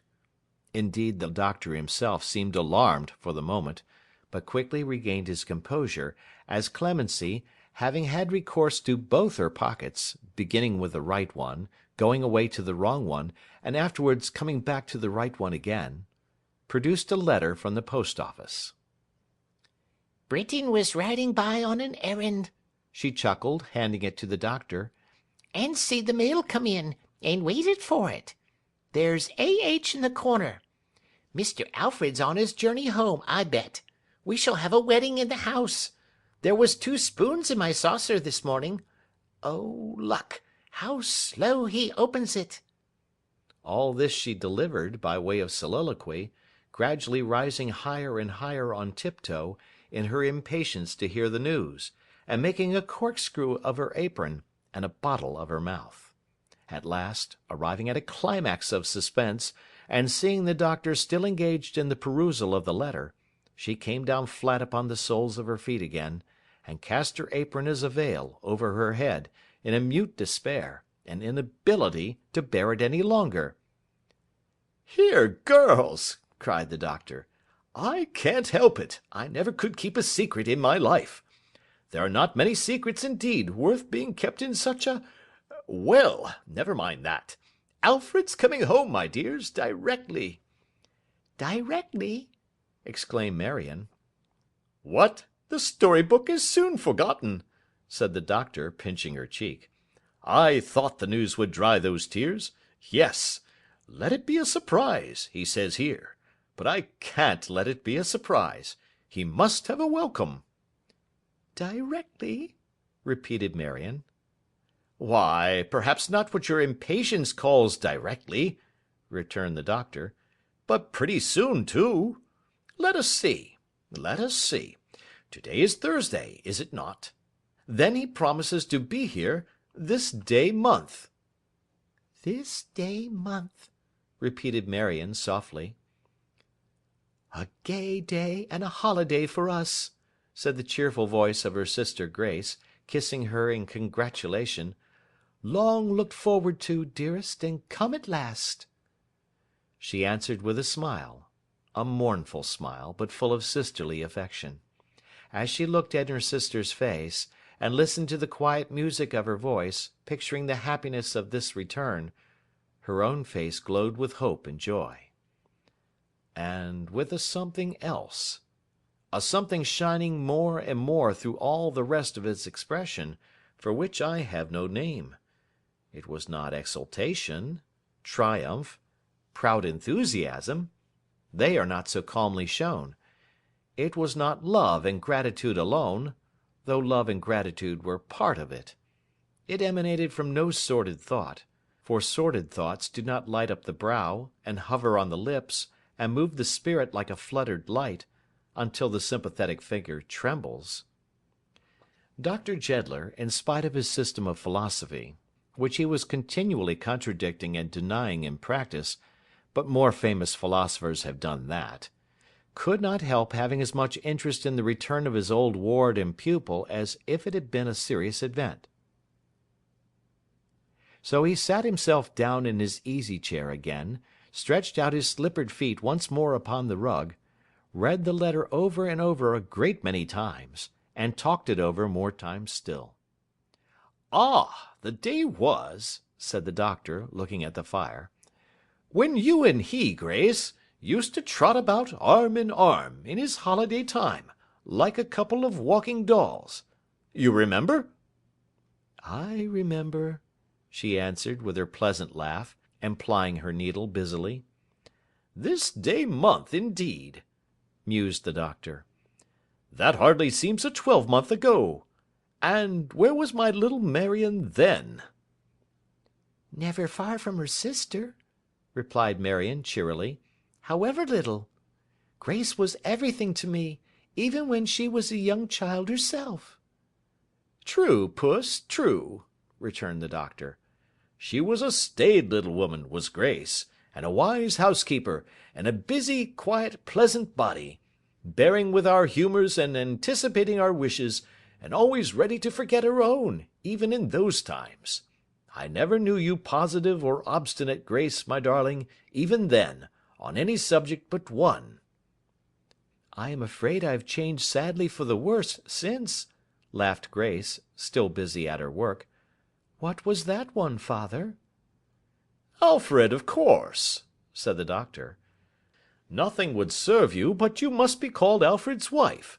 So we called you Alfred's wife, and you liked it better, I believe, odd as it seems now, than being called a duchess, if we could have made you one."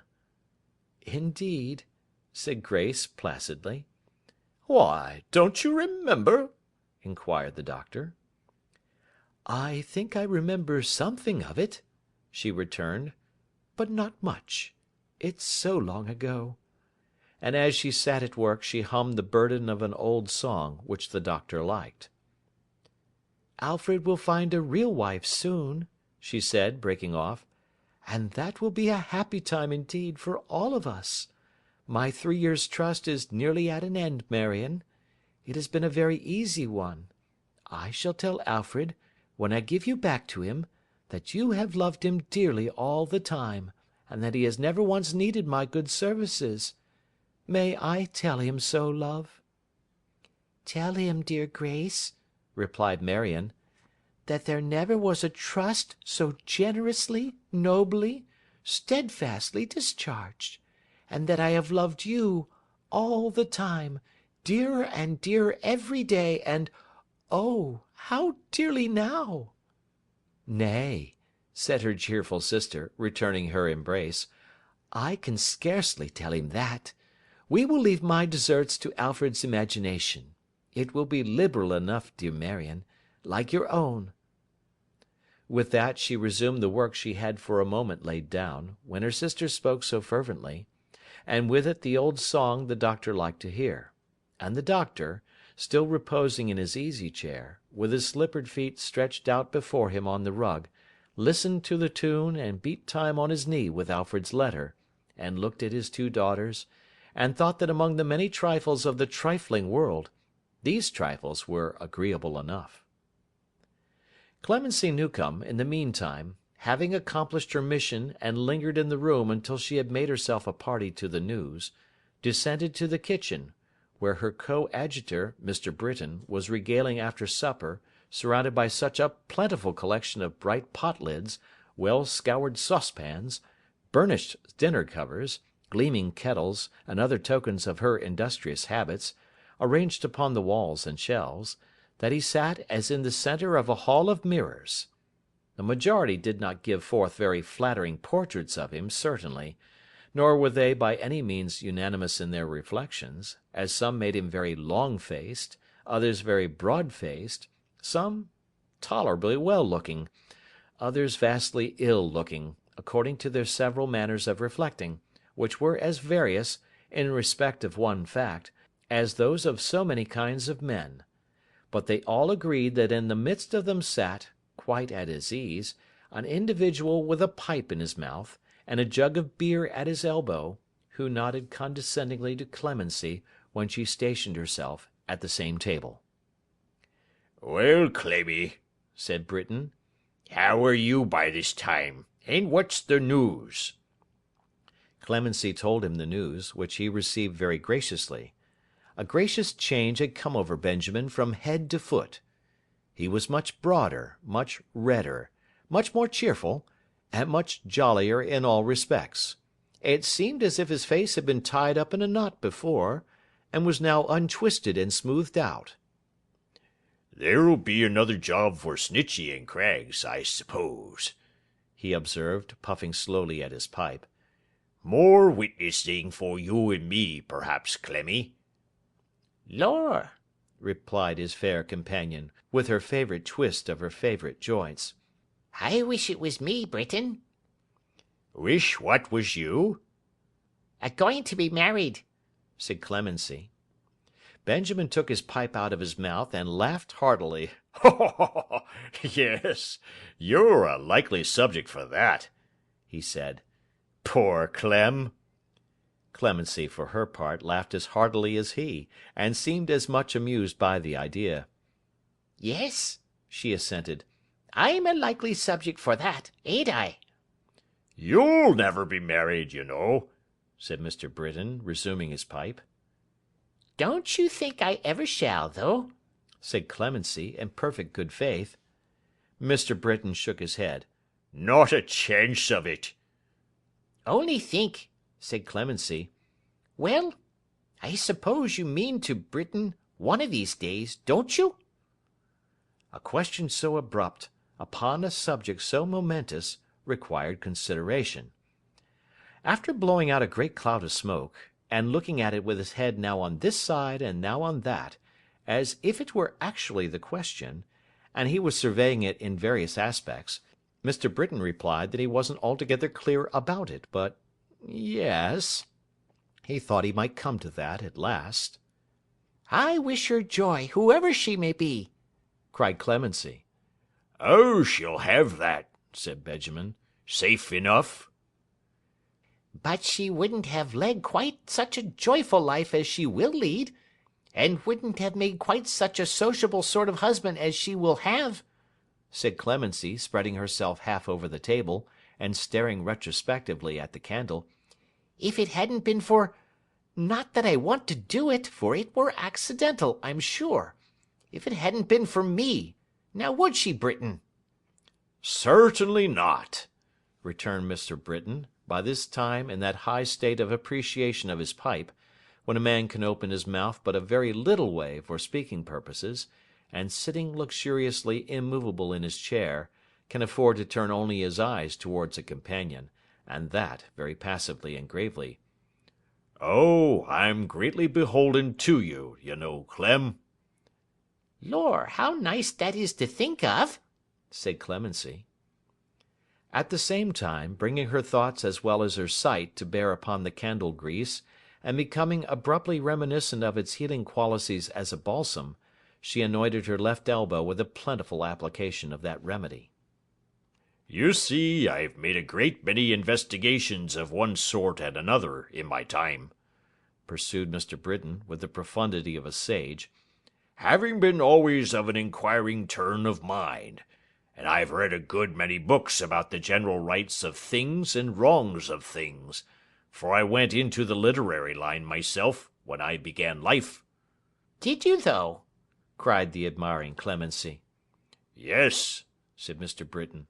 I was hid for the best part of 2 years behind a bookstall, ready to fly out if anybody pocketed a volume, and after that I was light porter to a stay and mantua maker, in which capacity I was employed to carry about, in oilskin baskets, nothing but deceptions, which soured my spirits and disturbed my confidence in human nature, and after that I heard a world of discussions in this house, which soured my spirits fresh, and my opinion after all is, that, as a safe and comfortable sweetener of the same, and as a pleasant guide through life, there's nothing like a nutmeg grater.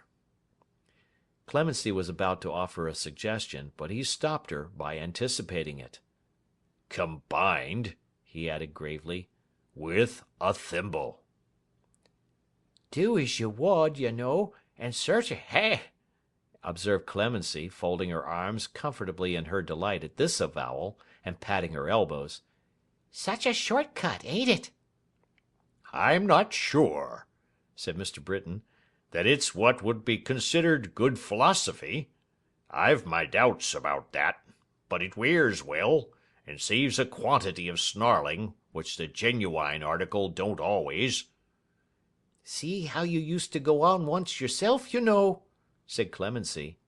Ah, said Mr. Britain, but the most extraordinary thing, Clemmy, is that I should live to be brought round through you. That's the strange part of it. Through you. Why, I suppose you haven't so much as half an idea in your head. Clemency, without taking the least offence, shook it, and laughed and hugged herself, and said, no, she didn't suppose she had. I'm pretty sure of it, said Mr. Britain. Oh, I dare say you're right, said Clemency. I don't pretend to none. I don't want any. Benjamin took his pipe from his lips, and laughed till the tears ran down his face. "What a natural you are, Clemmy!" he said, shaking his head, with an infinite relish of the joke, and wiping his eyes. Clemency, without the smallest inclination to dispute it, did the like, and laughed as heartily as he. "I can't help liking you," said Mr. Britain. "You're a regular good creature in your way, so shake hands, Clem. Whatever happens, I'll always take notice of you, and be a friend to you." Will you? Returned Clemency. Well, that's very good of you. Yes, yes, said Mr. Britain, giving her his pipe to knock the ashes out of it. I'll stand by you. Hark! That's a curious noise. Noise, repeated Clemency. A footstep outside. Somebody dropping from the wall, it sounded like, said Britain. Are they all abed upstairs? Yes, all abed by this time, she replied. Didn't you hear anything? No. They both listened, but heard nothing. I tell you what, said Benjamin, taking down a lantern. I'll have a look around before I go to bed myself, for satisfaction's sake. Undo the door while I light this, Clemmy. Clemency complied briskly, but observed as she did so that he would only have his walk for his pains, that it was all his fancy, and so forth. Mr. Britain said, very likely, but sallied out, nevertheless, armed with the poker, and casting the light of the lantern far and near in all directions. It's as quiet as a churchyard, said Clemency, looking after him. And almost as ghostly, too. Glancing back into the kitchen, she cried fearfully, as a light figure stole into her view. What's that? Hush, said Marion in an agitated whisper. You have always loved me, have you not? Loved you, child? You may be sure I have. I am sure. And I may trust you, may I not? There is no one else just now in whom I can trust. Yes, said Clemency with all her heart. There is someone out there, pointing to the door, whom I must see and speak with tonight. Michael Warden, for God's sake, retire! Not now! Clemency started with surprise and trouble as, following the direction of the speaker's eyes, she saw a dark figure standing in the doorway. In another moment you may be discovered, said Marion. Not now. Wait, if you can, in some concealment. I will come presently. He waved his hand to her, and was gone. Don't go to bed. Wait here for me, said Marion hurriedly. I have been seeking to speak to you for an hour past. Oh, be true to me. Eagerly seizing her bewildered hand, and pressing it with both her own to her breast, an action more expressive, in its passion of entreaty, than the most eloquent appeal in words, Marion withdrew, as the light of the returning lantern flashed into the room. End of Chapter 2, Part 2.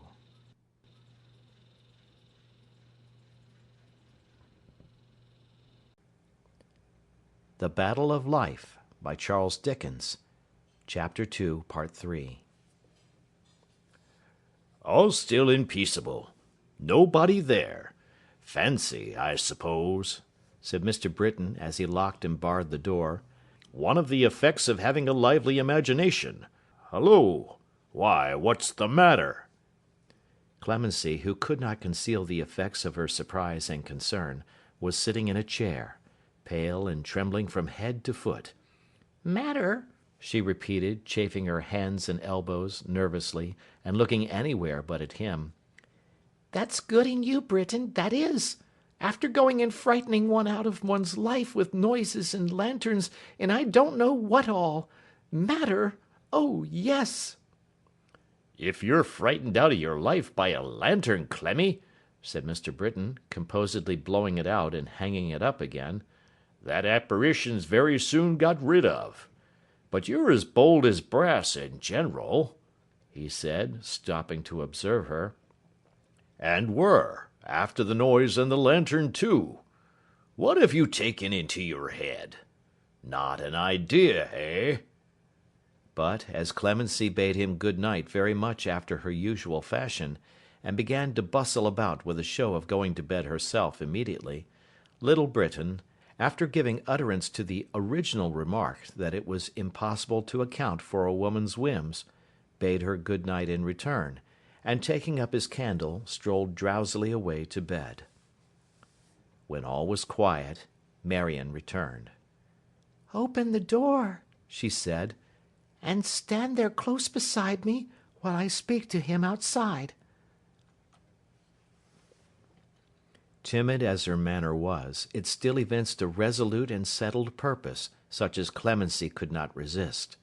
She softly unbarred the door, but before turning the key, looked round on the young creature waiting to issue forth when she should open it. The face was not averted or cast down, but looking full upon her, in its pride of youth and beauty. Some simple sense of the slightness of the barrier that interposed itself between the happy home and honoured love of the fair girl, and what might be the desolation of that home, and shipwreck of its dearest treasure, smote so keenly on the tender heart of Clemency, and so filled it to overflowing with sorrow and compassion, that, bursting into tears, she threw her arms round Marion's neck. "It's little that I know, my dear," cried Clemency, "very little, but I know that this should not be. Think of what you do." "I have thought of it many times," said Marion gently.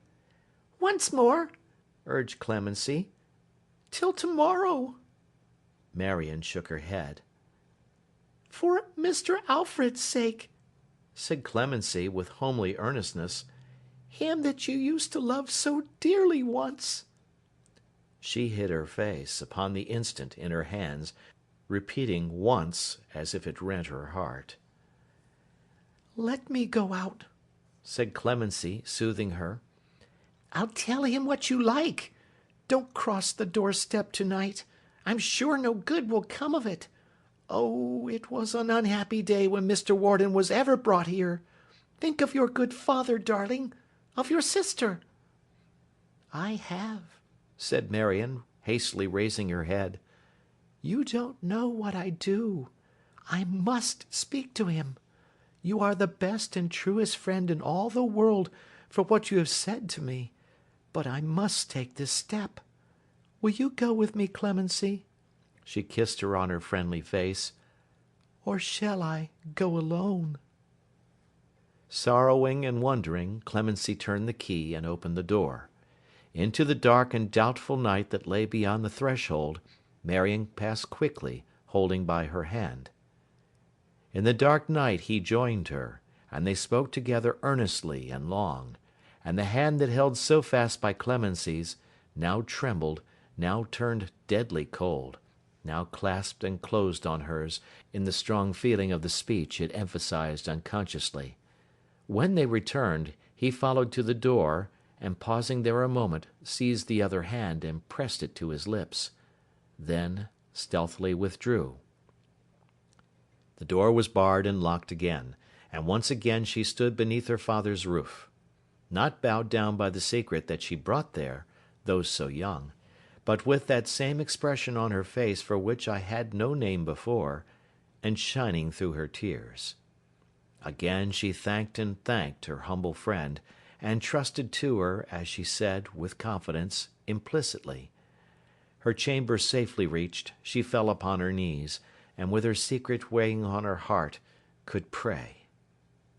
Could rise up from her prayers, so tranquil and serene, and bending over her fond sister in her slumber, look upon her face and smile, though sadly, murmuring as she kissed her forehead, how that Grace had been a mother to her ever, and she loved her as a child.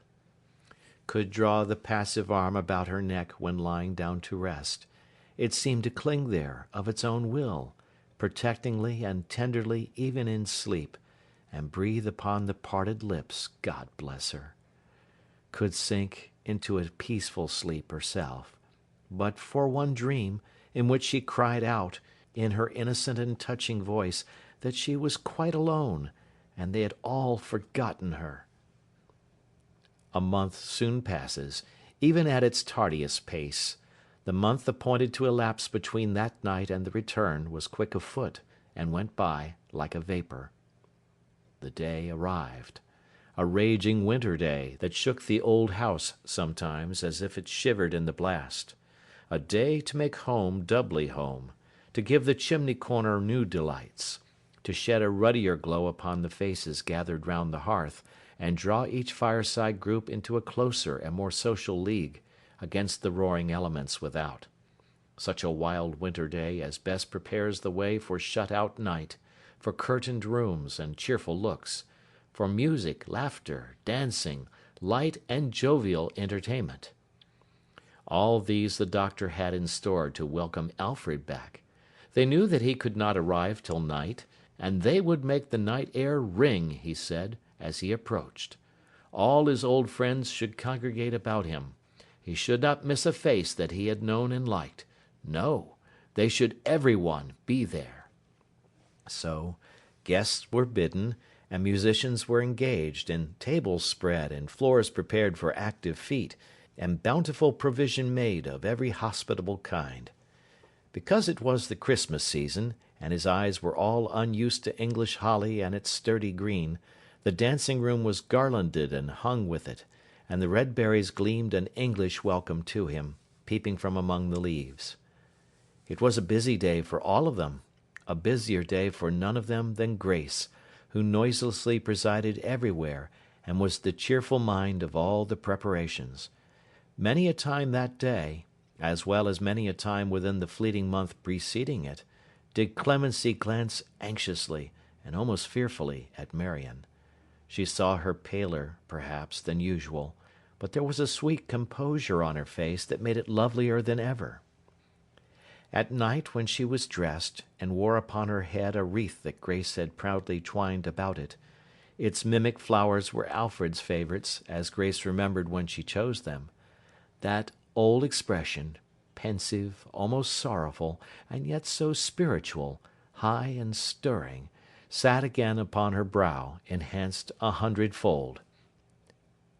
"The next wreath I adjust on this fair head will be a marriage wreath," said Grace, "or I am no true prophet, dear." Her sister smiled, and held her in her arms. "A moment, Grace. Don't leave me yet. Are you sure that I want nothing more?" Her care was not for that. It was her sister's face she thought of, and her eyes were fixed upon it tenderly. "My art," said Grace, "can go no farther, dear girl, nor your beauty. I never saw you look so beautiful as now." "I never was so happy," she returned. "Ay, but there is a greater happiness in store, in such another home as cheerful and as bright as this looks now," said Grace. "Alfred and his young wife will soon be living." She smiled again. "It is a happy home, Grace, in your fancy. I can see it in your eyes. I know it will be happy, dear. How glad I am to know it." "Well," cried the doctor, bustling in, "here we are, all ready for Alfred, eh? He can't be here until pretty late, an hour or so before midnight, so there'll be plenty of time for making merry before he comes. He'll not find us with the ice unbroken. Pile up the fire here, Britain. Let it shine upon the holly till it winks again. It's a world of nonsense, Puss. True lovers and all the rest of it. All nonsense. But we'll be nonsensical with the rest of 'em, and give our true lover a mad welcome. Upon my word," said the old doctor, looking at his daughters proudly, "I'm not clear tonight, among other absurdities, but that I'm the father of 2 handsome girls." "All that one of them has ever done, or may do, dearest father, to cause you pain or grief. Forgive her," said Marion. "Forgive her now, when her heart is full. Say that you forgive her, that you will forgive her, that she shall always share your love, and—" and the rest was not said, for her face was hidden on the old man's shoulder. "Tut, tut, tut," said the doctor gently. "Forgive? What have I to forgive? Heyday, if our true lovers come back to flurry us like this, we must hold 'em at a distance. We must send expresses out to stop 'em short upon the road, and bring 'em on a mile or two a day, until we're properly prepared to meet 'em. Kiss me, Puss. Forgive? Why, what a silly child you are! If you had vexed and crossed me 50 times a day, instead of not at all, I'd forgive you everything. But such a supplication! Kiss me again, Puss. There. Prospective and retrospective. A clear score between us. Pile up the fire here. Would you freeze the people on this bleak December night? Let us be light and warm and merry, or I'll not forgive some of you." So gaily the old doctor carried it, and the fire was piled up, and the lights were bright, and company arrived, and a murmuring of lively tongues began, and already there was a pleasant air of cheerful excitement stirring through all the house. More and more company came flocking in. Bright eyes sparkled upon Marion, smiling lips gave her joy of his return.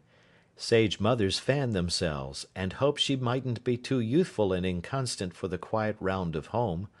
Impetuous fathers fell into disgrace for too much exaltation of her beauty. Daughters envied her. Sons envied him. Innumerable pairs of lovers profited by the occasion. All were interested, animated, and expectant. Mr. and Mrs. Craggs came arm in arm, but Mrs. Snitchey came alone. "Why, what's become of him?" inquired the doctor. The feather of a bird of paradise in Mrs. Snitchey's turban trembled as if the bird of paradise were alive again, when she said that doubtless Mr. Craggs knew. She was never told. "That nasty office," said Mrs. Craggs. "I wish it was burnt down," said Mrs. Snitchey.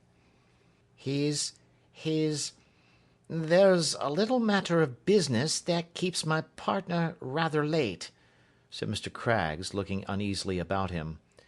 "Oh, business! Don't tell me," said Mrs. Snitchey. "We know what business means," said Mrs. Craggs. But their not knowing what it meant was perhaps the reason why Mrs. Snitchey's bird of paradise feather quivered so portentously, and why all the pendant bits on Mrs. Craggs' earrings shook like little bells. "I wonder you could come away, Mr. Craggs," said his wife. "Mr. Craggs is fortunate, I'm sure," said Mrs. Snitchey. "That office so engrosses them," said Mrs. Craggs. "A person with an office has no business to be married at all," said Mrs. Snitchey. Then Mrs. Snitchey said, within herself, that look of hers had pierced to Craggs's soul, and he knew it, and Mrs. Craggs observed to Craggs that his Snitcheys were deceiving him behind his back, and he would find it out when it was too late. Still Mr. Craggs, without much heeding these remarks, looked uneasily about until his eye rested on Grace, to whom he immediately presented himself. "Good evening, ma'am," said Craggs. "You look charmingly. Your sister, Miss Marion, is she—" "Oh, she's quite well, Mr. Craggs."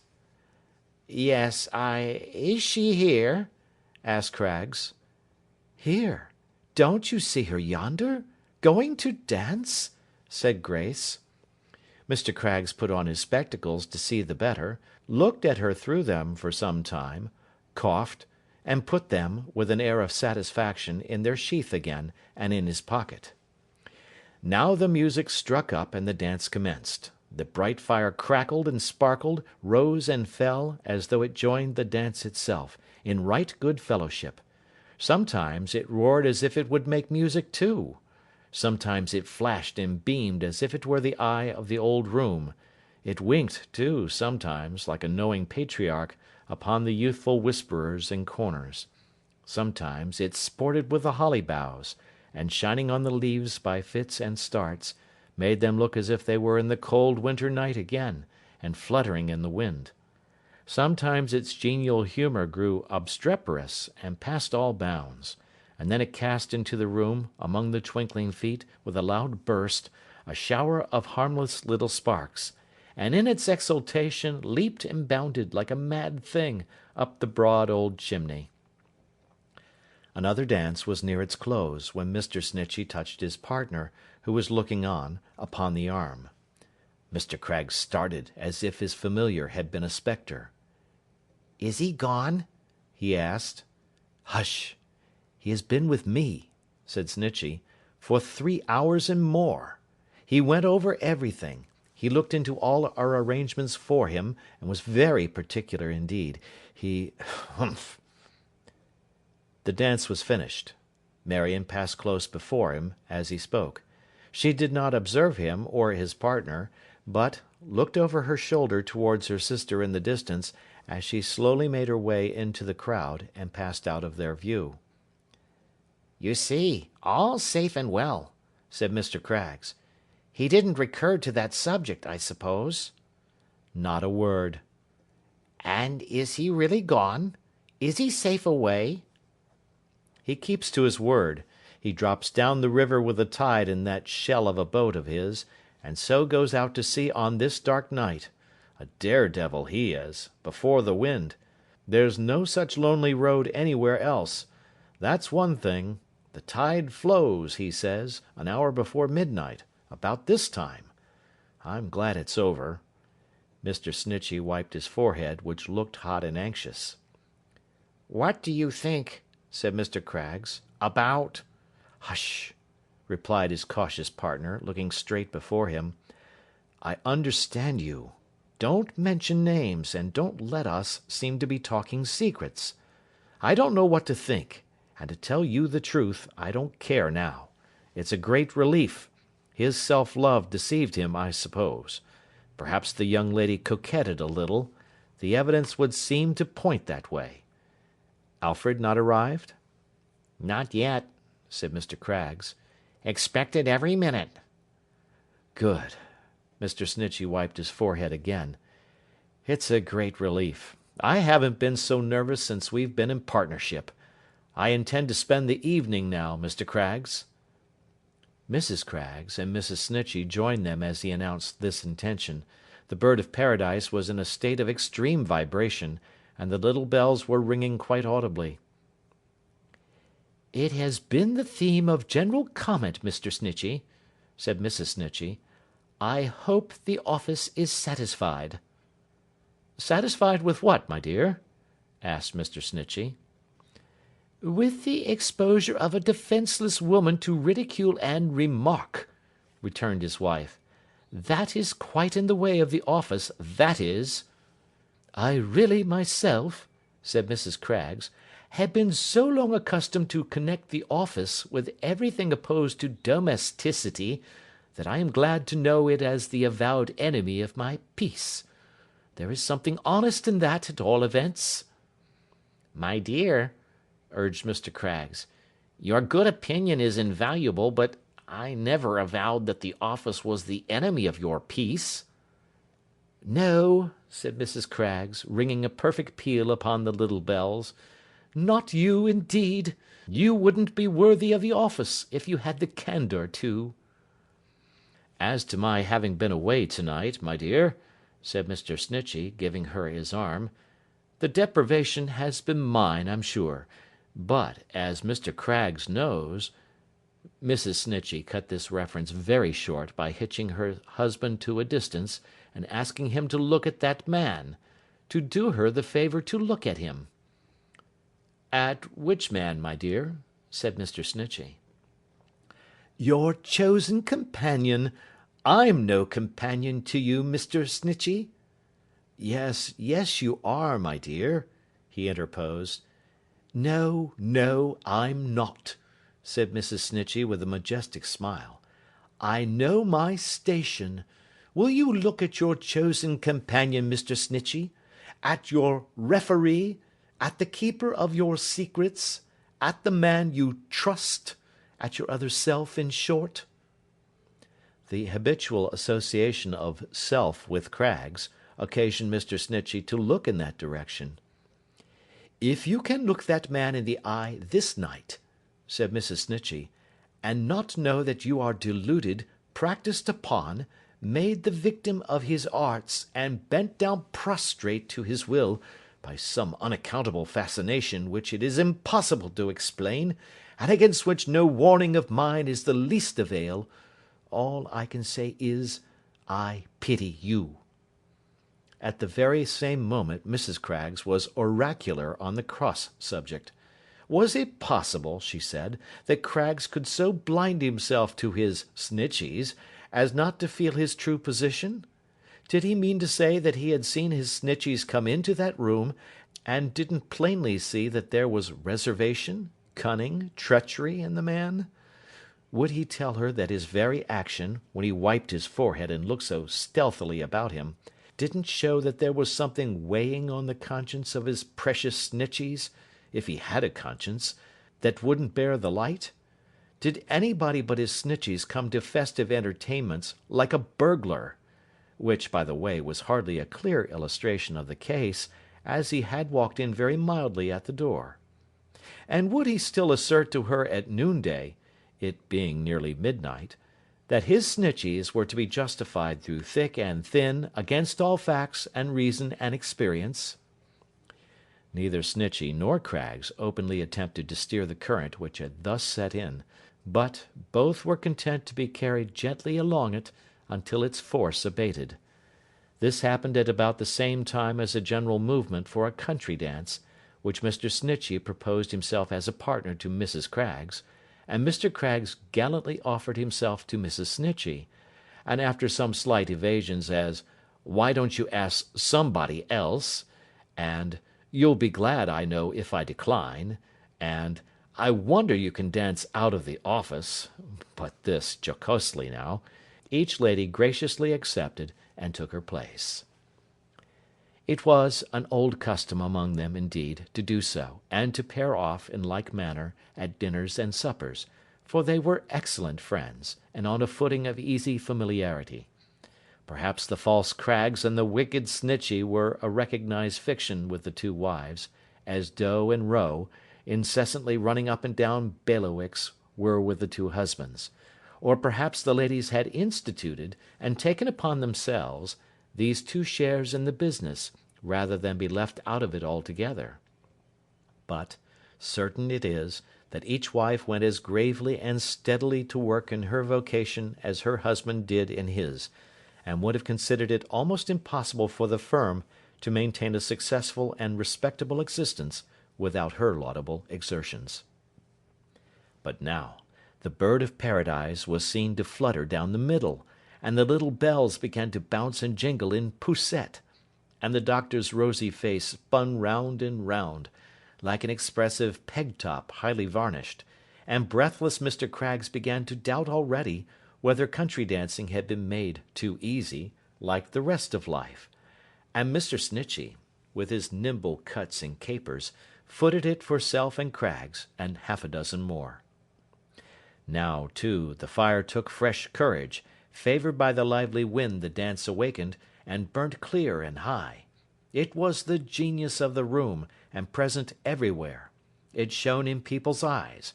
It sparkled in the jewels on the snowy necks of girls. It twinkled at their ears as if it whispered to them slyly. It flashed about their waists. It flickered on the ground and made it rosy for their feet. It bloomed upon the ceiling that its glow might set off their bright faces, and it kindled up a general illumination in Mrs. Craggs's little belfry. Now, too, the lively air that fanned it grew less gentle as the music quickened and the dance proceeded with new spirit, and a breeze arose that made the leaves and berries dance upon the wall, as they had often done upon the trees, and the breeze rustled in the room as if an invisible company of fairies, treading in the footsteps of the good substantial revellers, were whirling after them. Now, too, no feature of the doctor's face could be distinguished as he spun and spun, and now there seemed a dozen birds of paradise in fitful flight, and now there were 1,000 little bells at work, and now a fleet of flying skirts was ruffled by a little tempest, when the music gave in, and the dance was over. Hot and breathless as the doctor was, it only made him the more impatient for Alfred's coming. Anything been seen, Britain? Anything been heard? Too dark to see far, sir.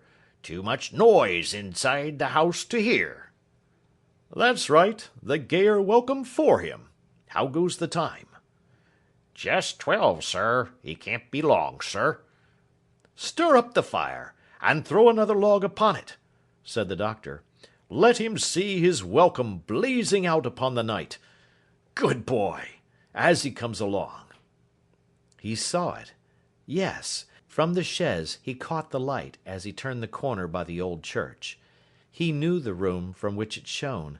He saw the wintry branches of the old trees between the light and him. He knew that one of those trees rustled musically in the summer time at the window of Marion's chamber.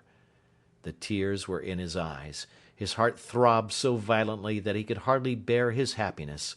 How often he had thought of this time, pictured it under all circumstances, feared that it might never come, yearned and wearied for it far away.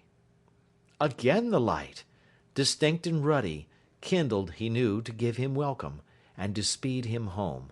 He beckoned with his hand, and waved his hat, and cheered out loud as if the light were they, and they could see and hear him as he dashed towards them through the mud and mire triumphantly. Stop. He knew the doctor, and understood what he had done. He would not let it be a surprise to them. But he could make it one, yet, by going forward on foot. If the orchard gate were open, he could enter there. If not, the wall was easily climbed, as he knew of old, and he would be among them in an instant. He dismounted from the chaise, and telling the driver, even that was not easy in his agitation, to remain behind for a few minutes, and then to follow slowly, ran on with exceeding swiftness, tried the gate, scaled the wall, jumped down on the other side, and stood panting in the old orchard. There was a frosty rime upon the trees, which, in the faint light of the clouded moon, hung upon the smaller branches like dead garlands. Withered leaves crackled and snapped beneath his feet, as he crept softly on towards the house. The desolation of a winter night sat brooding on the earth and in the sky. But the red light came cheerily towards him from the windows. Figures passed and repassed there, and the hum and murmur of voices greeted his ear sweetly. Listening for hers, attempting, as he crept on, to detach it from the rest, and half believing that he heard it, he had nearly reached the door, when it was abruptly opened, and a figure coming out encountered his. It instantly recoiled with a half-suppressed cry. "Clemency," he said, "don't you know me?" Don't come in, she answered, pushing him back. Go away. Don't ask me why. Don't come in. What is the matter? He exclaimed. I don't know. I'm afraid to think. Go back. Hark. There was a sudden tumult in the house. She put her hands upon her ears. A wild scream, such as no hands could shut out, was heard, and Grace, distraction in her looks and manner, rushed out at the door. Grace! He caught her in his arms. What is it? Is she dead? She disengaged herself, as if to recognize his face, and fell down at his feet. A crowd of figures came about them from the house. Among them was her father, with a paper in his hand. What is it? Cried Alfred, grasping his hair with his hands, and looking in an agony from face to face, as he bent upon his knee beside the insensible girl. Will no one look at me? Will no one speak to me? Does no one know me? Is there no voice among you all to tell me what it is? There was a murmur among them. She is gone. Gone? He echoed. Fled, my dear Alfred, said the doctor in a broken voice, and with his hands before his face. Gone from her home and us, tonight. She writes that she has made her innocent and blameless choice, entreats that we will forgive her, prays that we will not forget her, and is gone. With whom? Where? He started up, as if to follow in pursuit, but, when they gave way to let him pass, looked wildly round upon them, staggered back, and sunk down in his former attitude, clasping one of Grace's cold hands in his own. There was a hurried running to and fro, confusion, noise, disorder, and no purpose. Some proceeded to disperse themselves about the roads, and some took horse, and some got lights, and some conversed together, urging that there was no trace or track to follow. Some approached him kindly, with the view of offering consolation. Some admonished him that Grace must be removed into the house, and that he prevented it. He never heard them, and he never moved. The snow fell fast and thick. He looked up for a moment in the air, and thought that those white ashes strewn upon his hopes and misery were suited to them well. He looked round on the whitening ground, and thought how Marion's footprints would be hushed and covered up as soon as made, and even that remembrance of her blotted out. But he never felt the weather, and he never stirred. End of chapter 2.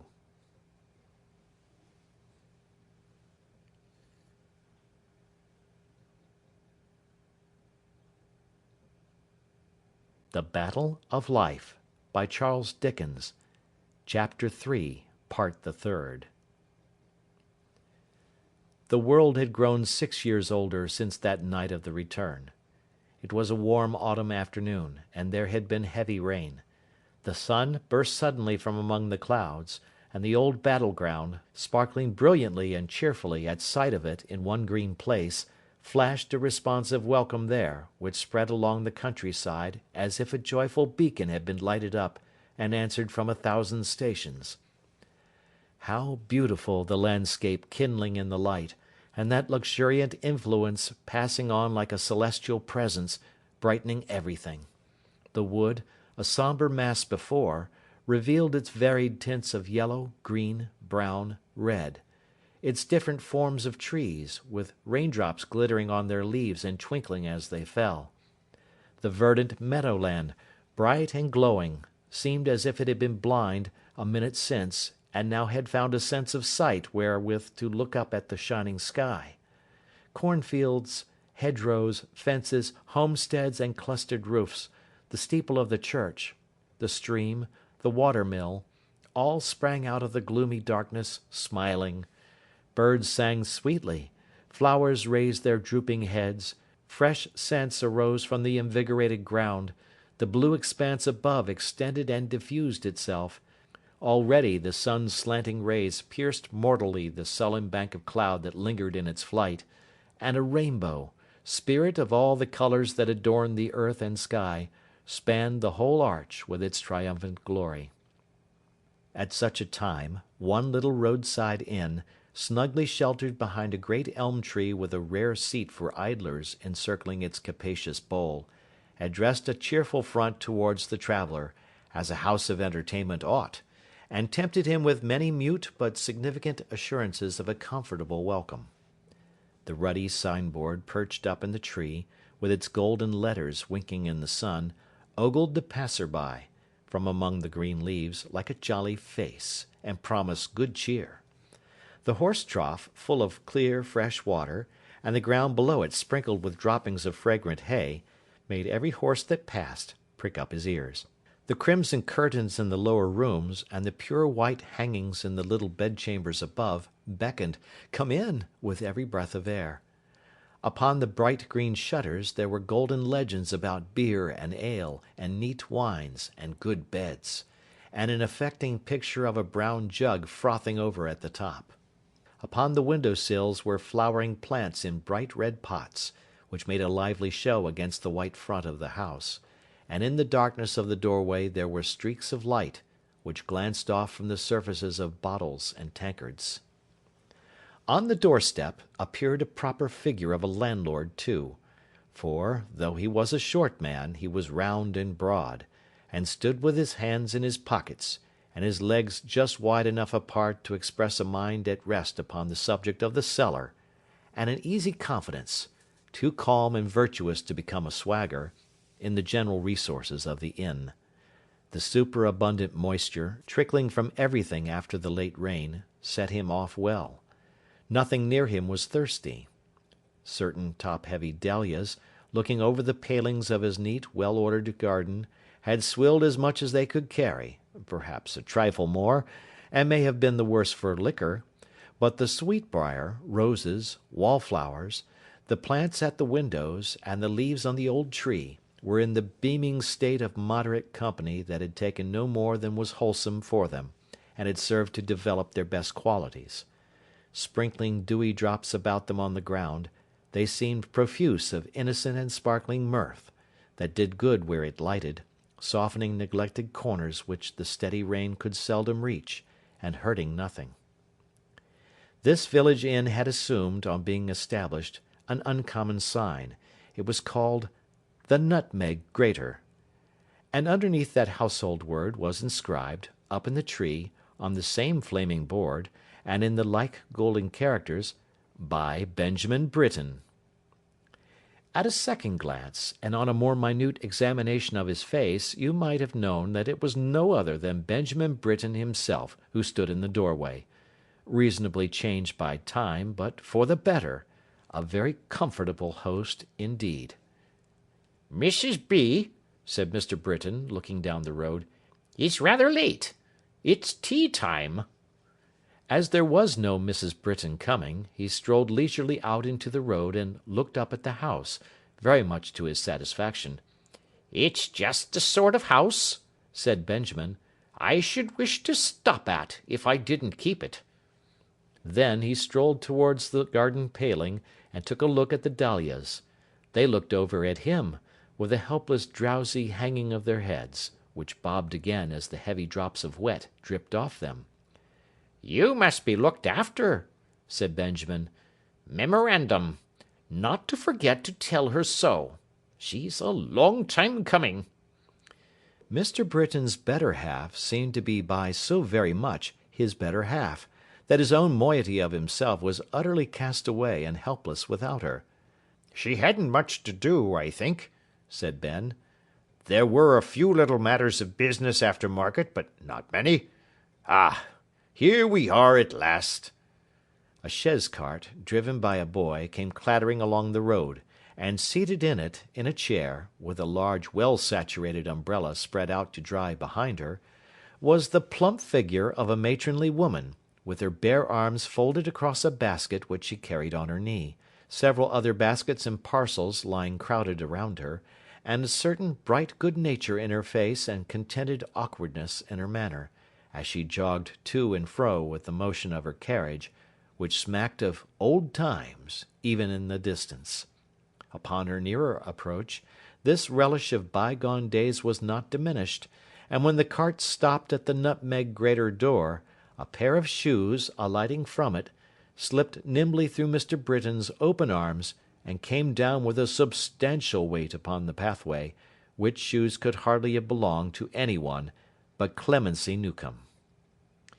In fact, they did belong to her, and she stood in them, and a rosy, comfortable-looking soul she was, with as much soap on her glossy face as in times of yore, but with whole elbows now, that had grown quite dimpled in her improved condition. "You're late, Clemmy," said Mr. Britain. "Why, you see, Ben, I've had a deal to do," she replied, looking busily after the safe removal into the house of all the packages and baskets. 8, 9, 10. Where's 11? Oh, my basket's 11. It's all right.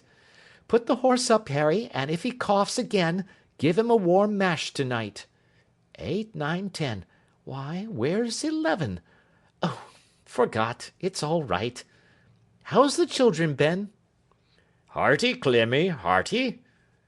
Bless their precious faces, said Mrs. Britain, unbonneting her own round countenance, for she and her husband were by this time in the bar, and smoothing her hair with her open hands. Give us a kiss, old man. Mr. Britain promptly complied. I think, said Mrs. Britain, applying herself to her pockets, and drawing forth an immense bulk of thin books and crumpled papers, a very kennel of dog's ears, I've done everything.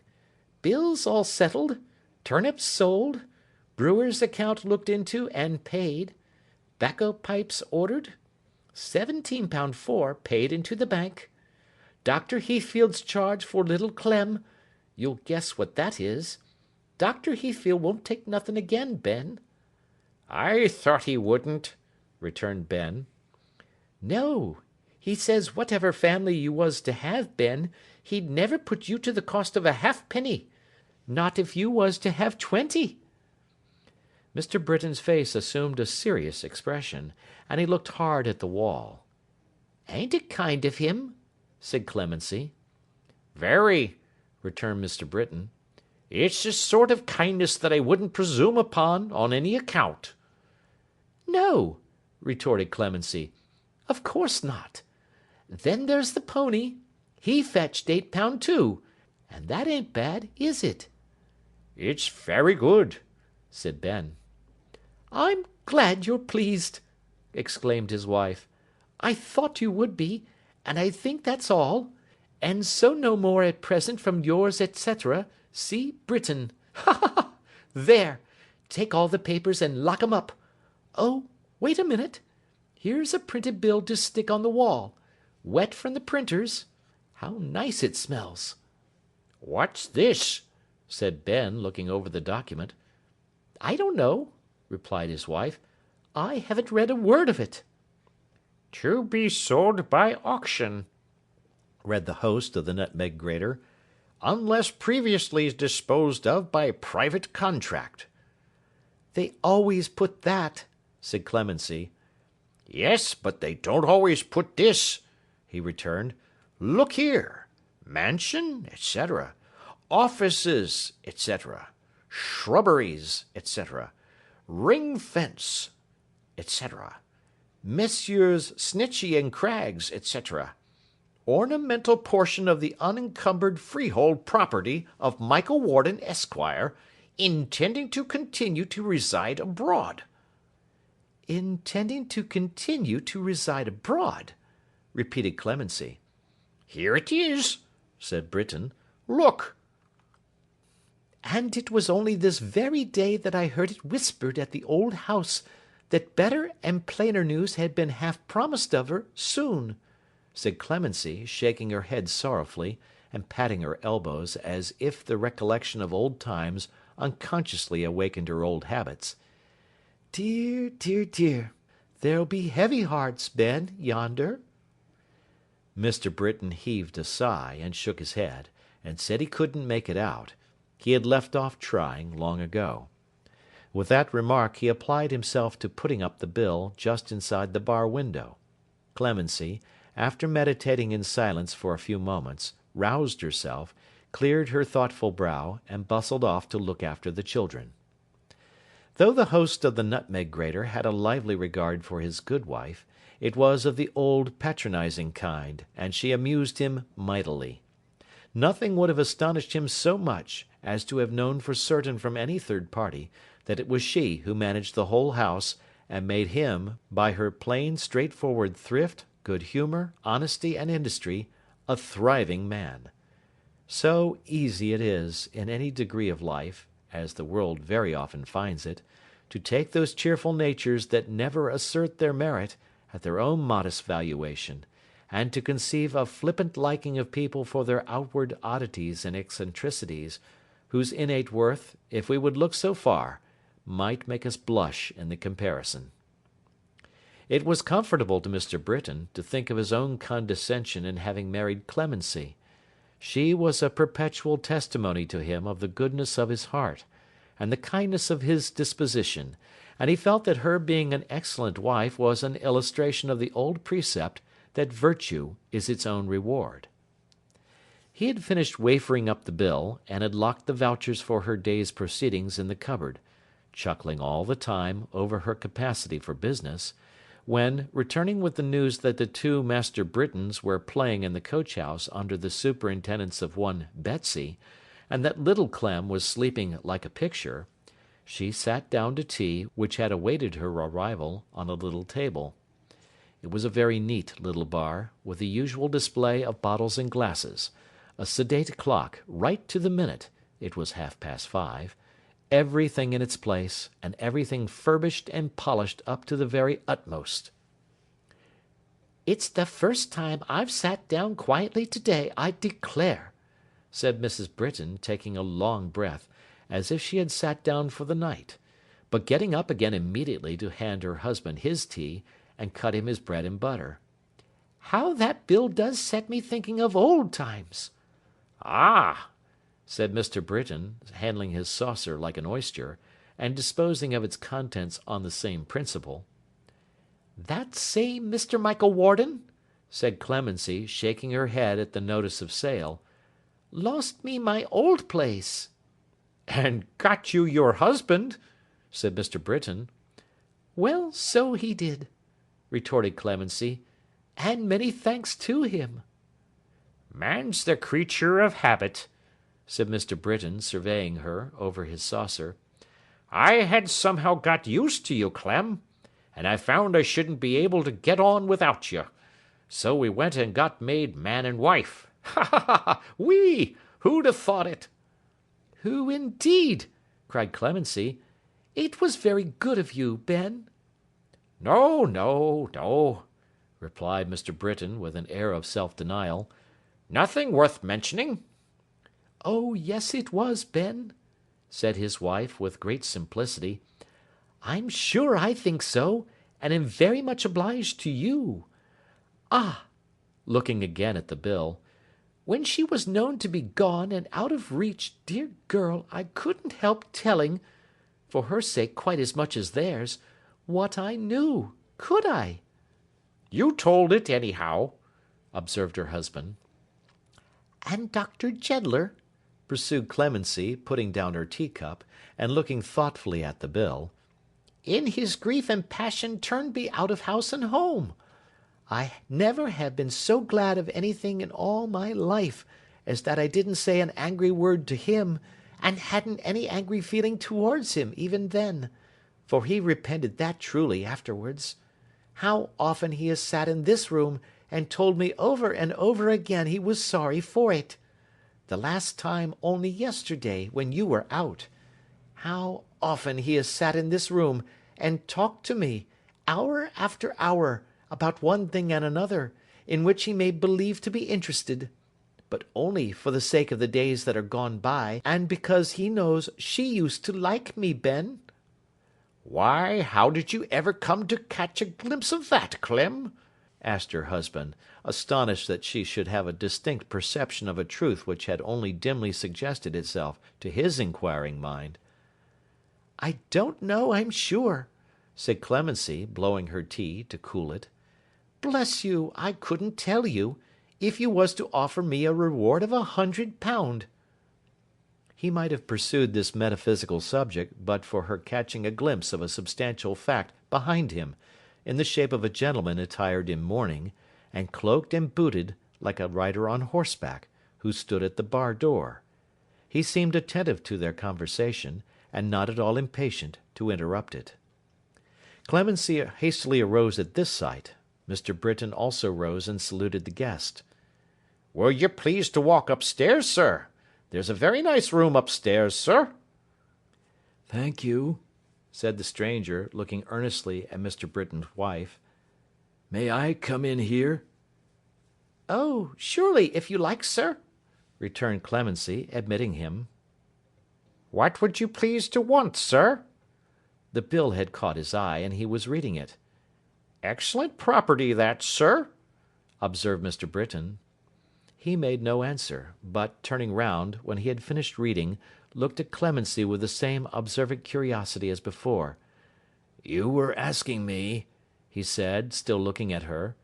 "What you would please to take, sir," answered Clemency, stealing a glance at him in return. "If you will let me have a draught of ale," he said, moving to a table by the window, "and will let me have it here, without being any interruption to your meal, I shall be much obliged to you." He sat down as he spoke, without any further parley, and looked out at the prospect. He was an easy, well-knit figure of a man in the prime of life. His face, much browned by the sun, was shaded by a quantity of dark hair, and he wore a moustache. His beer being set before him, he filled out a glass, and drank good-humouredly to the house, adding, as he put the tumbler down again, "It's a new house, is it not?" Not particularly new, sir," replied Mr. Britain. Between 5 and 6 years old," said Clemency, speaking very distinctly. "I think I heard you mention Dr. Jeddler's name as I came in," inquired the stranger. "That bill reminds me of him, for I happen to know something of that story, by hearsay, and through certain connections of mine. Is the old man living?" "Yes, he's living, sir," said Clemency. "Much changed?" "Since when, sir?" returned Clemency, with remarkable emphasis and expression. "Since his daughter went away." "Yes, he's greatly changed since then," said Clemency. "He's grey and old, and hasn't the same way with him at all, but I think he's happy now. He has taken on with his sister since then, and goes to see her very often. That did him good directly. At first, he was sadly broken down, and it was enough to make one's heart bleed to see him wandering about, railing at the world. But a great change for the better came over him after a year or two, and then he began to talk about his lost daughter, and to praise her, ay, and the world too, and was never tired of saying, with the tears in his poor eyes, how beautiful and good she was. He had forgiven her then. That was about the same time as Miss Grace's marriage. Britain, you remember?" Mr. Britain remembered very well. "The sister is married, then?" returned the stranger. He paused for some time before he asked, "To whom?" Clemency narrowly escaped oversetting the tea-board in her emotion at this question. "Did you never hear?" she said. "I should like to hear," he replied, as he filled his glass again and raised it to his lips. "Ah, it would be a long story if it was properly told," said Clemency, resting her chin on the palm of her left hand, and supporting that elbow on her right hand as she shook her head, and looked back through the intervening years as if she were looking at a fire. "It would be a long story, I'm sure." "But told as a short one," suggested the stranger. "Told as a short one," repeated Clemency in the same thoughtful tone, and without any apparent reference to him, or consciousness of having auditors. "What would there be to tell? That they grieved together, and remembered her together, like a person dead? That they were so tender of her, never would reproach her, called her back to one another as she used to be, and found excuses for her? Everyone knows that. I'm sure I do. No one better," added Clemency, wiping her eyes with her hand. "And so?" suggested the stranger. "And so," said Clemency, taking him up mechanically, and without any change in her attitude or manner, "they at last were married. They were married on her birthday. It comes round again to-morrow. Very quiet, very humble-like, but very happy. Mr. Alfred said, one night when they were walking in the orchard, 'Grace, shall our wedding day be Marion's birthday?' And it was." "And they have lived happily together?" said the stranger. "Ay," said Clemency, "no two people ever more so. They have had no sorrow but this." She raised her head as with a sudden attention to the circumstances under which she was recalling these events, and looked quickly at the stranger. Seeing that his face was turned towards the window, and that he seemed intent upon the prospect, she made some eager signs to her husband and pointed to the bill, and moved her mouth as if she were repeating with great energy one word or phrase to him over and over again. As she uttered no sound, and as her dumb motions like most of her gestures were of a very extraordinary kind, this unintelligible conduct reduced Mr. Britain to the confines of despair. He stared at the table, at the stranger, at the spoons, at his wife, followed her pantomime with looks of deep amazement and perplexity, asked in the same language, was it property in danger, was it he in danger, was it she, answered her signals with other signals expressive of the deepest distress and confusion, followed the motions of her lips, guessed half aloud milk and water, monthly warning, mice and walnuts, and couldn't approach her meaning. Clemency gave it up at last, as a hopeless attempt, and moving her chair by very slow degrees a little nearer to the stranger, sat with her eyes apparently cast down but glancing sharply at him now and then, waiting until he should ask some other question. She had not to wait long, for he said presently, "And what is the after-history of the young lady who went away? They know it, I suppose?" Clemency shook her head. "I've heard," she said, "that Dr. Jeddler is thought to know more of it than he tells. Miss Grace has had letters from her sister, saying that she was well and happy, and made much happier by her being married to Mr. Alfred, and has written letters back. But there's a mystery about her life and fortunes altogether, which nothing has cleared up to this hour, and which—" She faltered here, and stopped. "And which?" repeated the stranger. "Which only one other person, I believe, could explain," said Clemency, drawing her breath quickly. "Who may that be?" asked the stranger. "Mr. Michael Warden," answered Clemency, almost in a shriek, at once conveying to her husband what she would have had him understand before, and letting Michael Warden know that he was recognised. "You remember me, sir?" said Clemency, trembling with emotion. "I saw just now you did. You remember me? That night in the garden. I was with her." "Yes, you were," he said. "Yes, sir," returned Clemency. "Yes, to be sure. This is my husband, if you please. Ben, my dear Ben, run to Miss Grace, run to Mr. Alfred, run somewhere, Ben. Bring somebody here directly." "Stay," said Michael Warden, quietly interposing himself between the door and Britain. "What would you do?" "Let them know that you are here, sir," answered Clemency, clapping her hands in sheer agitation. "Let them know that they may hear of her, from your own lips. Let them know that she is not quite lost to them, but that she will come home again yet, to bless her father and her loving sister, even her old servant, even me," she struck herself upon the breast with both hands, "with a sight of her sweet face. Run, Ben, run!"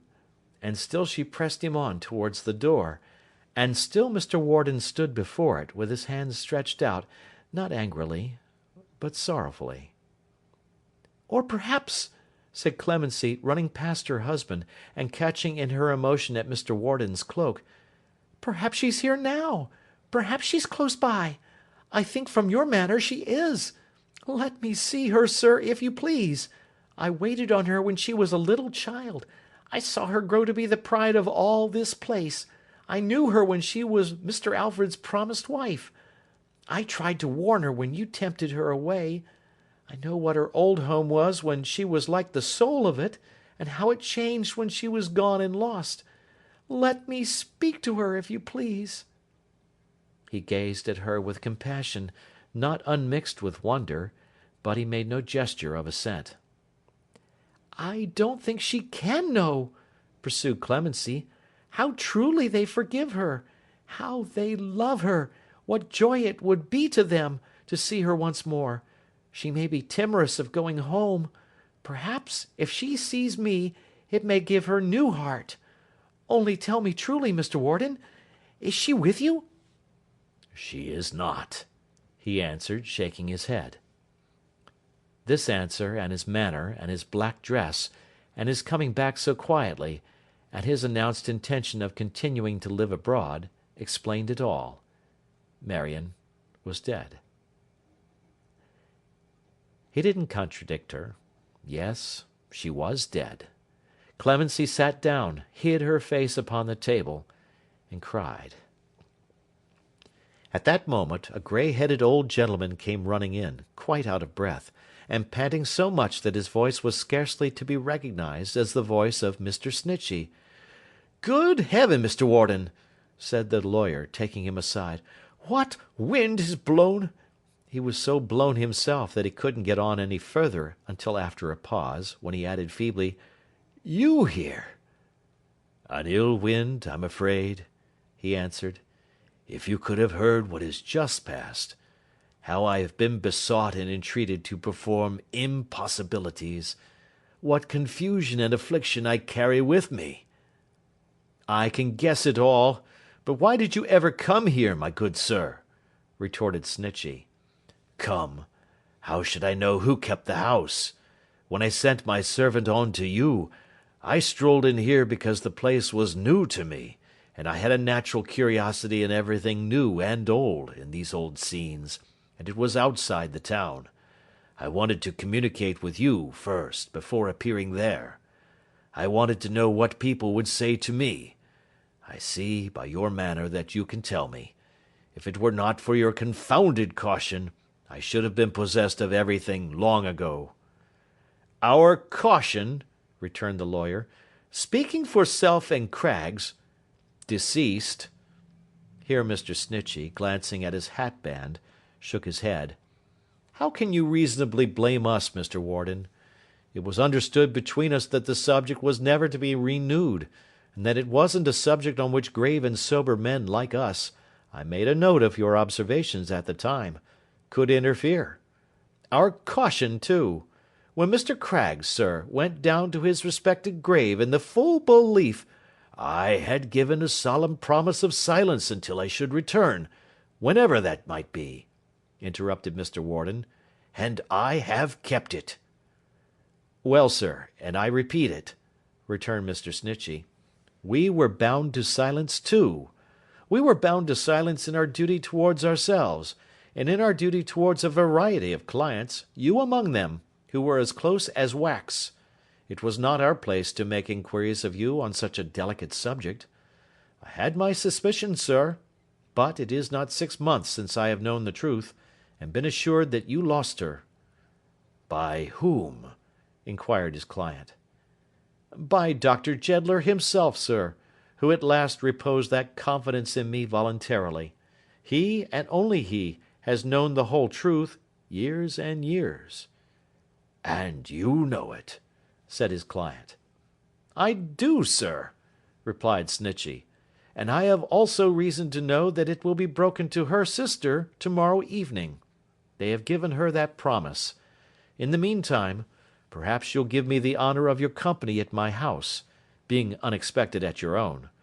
But, not to run the chance of any more such difficulties as you have had here, in case you should be recognised, though you're a good deal changed, I think I might have passed you myself, Mr. Warden. We had better dine here, and walk on in the evening. It's a very good place to dine at, Mr. Warden. Your own property, by the by. Self and Craggs, deceased, took a chop here sometimes, and had it very comfortably served. Mr. Craggs, sir," said Snitchey, shutting his eyes tight for an instant, and opening them again, "was struck off the roll of life too soon." "Heaven forgive me for not condoling with you," returned Michael Warden, passing his hand across his forehead, "but I'm like a man in a dream at present. I seem to want my wits. Mr. Craggs. Yes. I am very sorry we have lost Mr. Craggs." But he looked at Clemency as he said it, and seemed to sympathise with Ben consoling her. "Mr. Craggs, sir," observed Snitchey, "didn't find life, I regret to say, as easy to have and to hold as his theory made it out, or he would have been among us now. It's a great loss to me. He was my right arm, my right leg, my right ear, my right eye, was Mr. Craggs. I am paralytic without him. He bequeathed his share of the business to Mrs. Craggs, her executors, administrators, and assigns. His name remains in the firm to this hour. I try, in a childish sort of a way, to make believe sometimes he's alive. You may observe that I speak for Self and Craggs. Deceased, sir, deceased," said the tender-hearted attorney, waving his pocket-handkerchief. Michael Warden, who had still been observant of Clemency, turned to Mr. Snitchey when he ceased to speak, and whispered in his ear. "Ah, poor thing," said Snitchey, shaking his head. Yes, she was always very faithful to Marion. She was always very fond of her. Pretty Marion. Poor Marion. Cheer up, mistress. You are married now, you know, Clemency. Clemency only sighed and shook her head. Well, well, wait till tomorrow, said the lawyer kindly. Tomorrow can't bring back the dead to life, mister, said Clemency, sobbing. No, it can't do that, or it would bring back Mr. Craggs, deceased, returned the lawyer. But it may bring some soothing circumstances. It may bring some comfort. Wait till tomorrow. So Clemency, shaking his proffered hand, said she would, and Britain, who had been terribly cast down at sight of his despondent wife, which was like the business hanging its head, said that was right, and Mr. Snitchey and Michael Warden went upstairs, and there they were soon engaged in a conversation so cautiously conducted that no murmur of it was audible above the clatter of plates and dishes, the hissing of the frying pan, the bubbling of saucepans, the low monotonous waltzing of the jack, with a dreadful click every now and then as if it had met with some mortal accident to its head, in a fit of giddiness, and all the other preparations in the kitchen for their dinner. End of Part 1 of Chapter 3.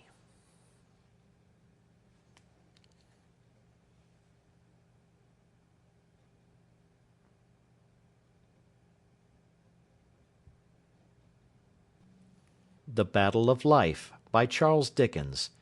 Chapter 3, Part 2. Tomorrow was a bright and peaceful day, and nowhere were the autumn tints more beautifully seen than from the quiet orchard of the doctor's house. The snows of many winter nights had melted from that ground, the withered leaves of many summer times had rustled there, since she had fled. The honeysuckle porch was green again, the trees cast bountiful and changing shadows on the grass, the landscape was as tranquil and serene as it had ever been, but where was she? Not there, not there. She would have been a stranger sight in her old home now, even than that home had been at first without her. But a lady sat in the familiar place, from whose heart she had never passed away, in whose true memory she lived, unchanging, youthful, radiant with all promise and all hope, in whose affection, and it was a mother's now, there was a cherished little daughter playing by her side. She had no rival, no successor, upon whose gentle lips her name was trembling then. The spirit of the lost girl looked out of those eyes of Grace, her sister, sitting with her husband in the orchard on their wedding day, and his and Marion's birthday. He had not become a great man, he had not grown rich, he had not forgotten the scenes and friends of his youth, he had not fulfilled any one of the doctor's old predictions, but, in his useful, patient, unknown visiting of poor men's homes, and in his watching of sick beds, and in his daily knowledge of the gentleness and goodness flowering the by-paths of this world, not to be trodden down beneath the heavy foot of poverty, but springing up, elastic, in its track, and making its way beautiful, he had better learned and proved, in each succeeding year, the truth of his old faith. The manner of his life, though quiet and remote, had shown him how often men still entertained angels unawares as in the olden time, and how the most unlikely forms, even some that were mean and ugly to the view and poorly clad, became irradiated by the couch of sorrow, want, and pain, and changed to ministering spirits with a glory round their heads. He lived to better purpose on the altered battle-ground, perhaps, than if he had contended restlessly in more ambitious lists, and he was happy with his wife, dear Grace. And Marion, had he forgotten her? "The time has flown, dear Grace," he said, "since then." They had been talking of that night. "And yet it seems a long, long while ago. We count by changes and events within us, not by years." "Yet we have years to count by, too, since Marion was with us," returned Grace. 6 times, dear husband, counting to-night as one, we have sat here on her birthday, and spoken together of that happy return, so eagerly expected and so long deferred. Ah, when will it be? When will it be? Her husband attentively observed her, as the tears collected in her eyes, and drawing nearer, said, "But Marion told you, in that farewell letter which she left upon your table, love, and which you read so often, that years must pass away before it could be. Did she not?" She took a letter from her breast, and kissed it, and said, "Yes." "That through these intervening years, however happy she might be, she would look forward to the time when you would meet again, and all would be made clear, and that she prayed you, trustfully and hopefully, to do the same. The letter runs so, does it not, my dear?" "Yes, Alfred." "And every other letter she has written since?" "Except the last, some months ago, in which she spoke of you, and what you then knew, and what I was to learn to-night." He looked towards the sun, then fast declining, and said that the appointed time was sunset. "Alfred," said Grace, laying her hand upon his shoulder earnestly, "there is something in this letter, this old letter which you say I read so often, that I have never told you. But to-night, dear husband, with that sunset drawing near, and all our life seeming to soften and become hushed with the departing day, I cannot keep it secret." "What is it, love?" "When Marion went away, she wrote me here, that you had once left her a sacred trust to me, and that now she left you, Alfred, such a trust in my hands, praying and beseeching me, as I loved her, and as I loved you, not to reject the affection she believed, she knew, she said, you would transfer to me when the new wound was healed, but to encourage and return it." "And make me a proud and happy man again, Grace. Did she say so?" "She meant to make myself so blessed and honoured in your love," was his wife's answer, as he held her in his arms. "Hear me, my dear," he said. "No, hear me so."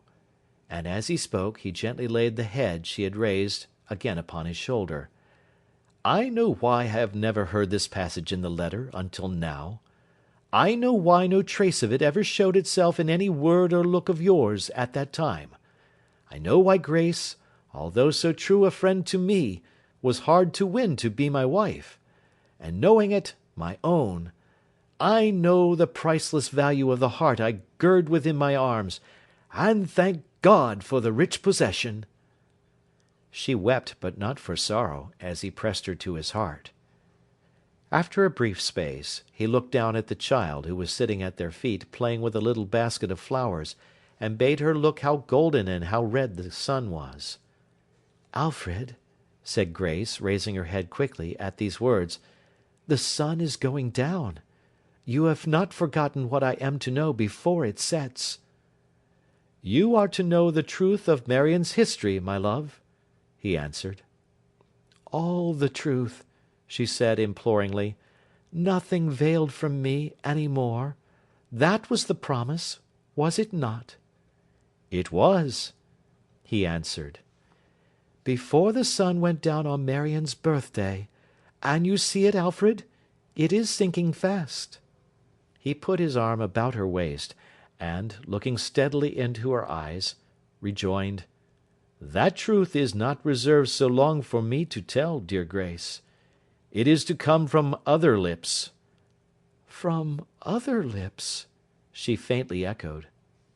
"Yes. I know your constant heart, I know how brave you are. I know that to you a word of preparation is enough.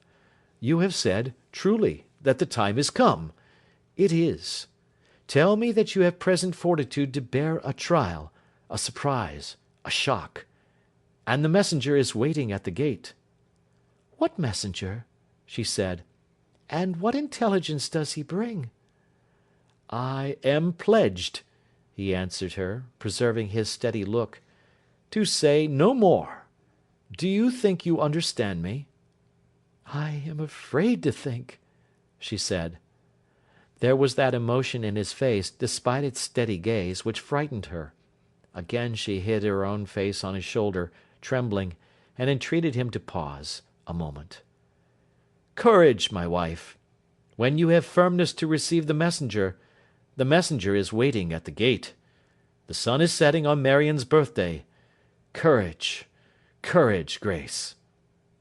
She raised her head, and looking at him told him she was ready. As she stood and looked upon him going away, her face was so like Marian's as it had been in her later days at home, that it was wonderful to see.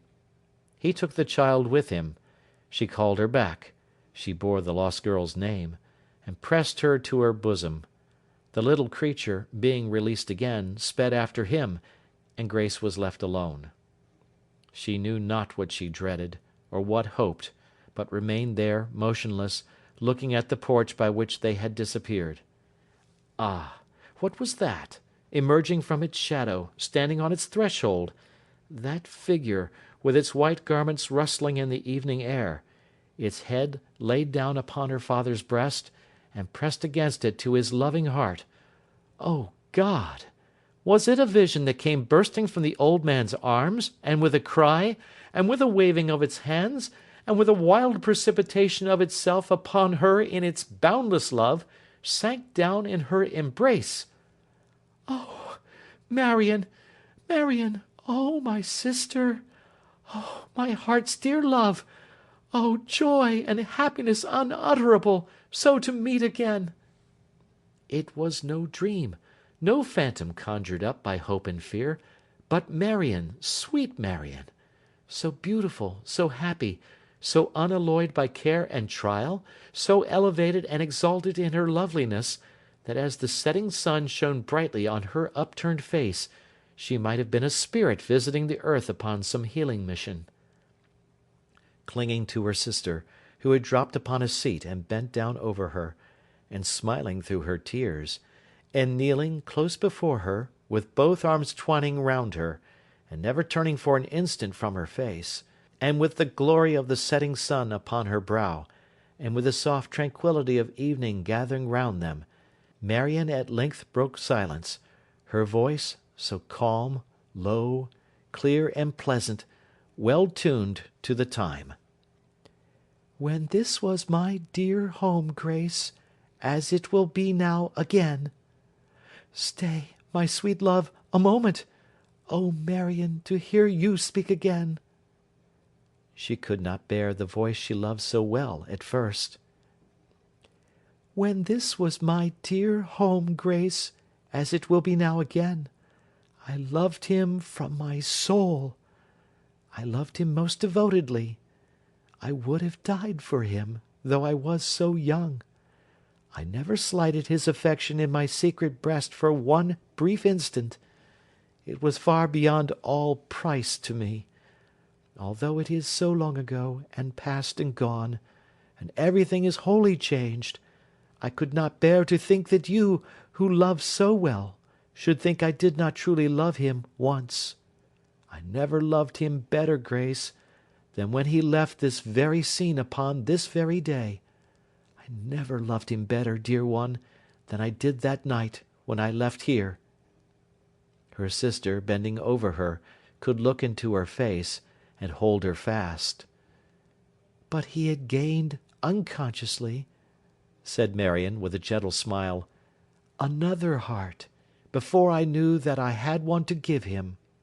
That heart, yours, my sister, was so yielded up in all its other tenderness to me, was so devoted, and so noble, that it plucked its love away and kept its secret from all eyes but mine. Ah! What other eyes were quickened by such tenderness and gratitude, and was content to sacrifice itself to me? But I knew something of its depths. I knew the struggle it had made. I knew its high, inestimable worth to him, and his appreciation of it, let him love me as he would. I knew the debt I owed it. I had its great example every day before me. What you had done for me, I knew that I could do, Grace, if I would, for you. I never laid my head down on my pillow, but I prayed with tears to do it.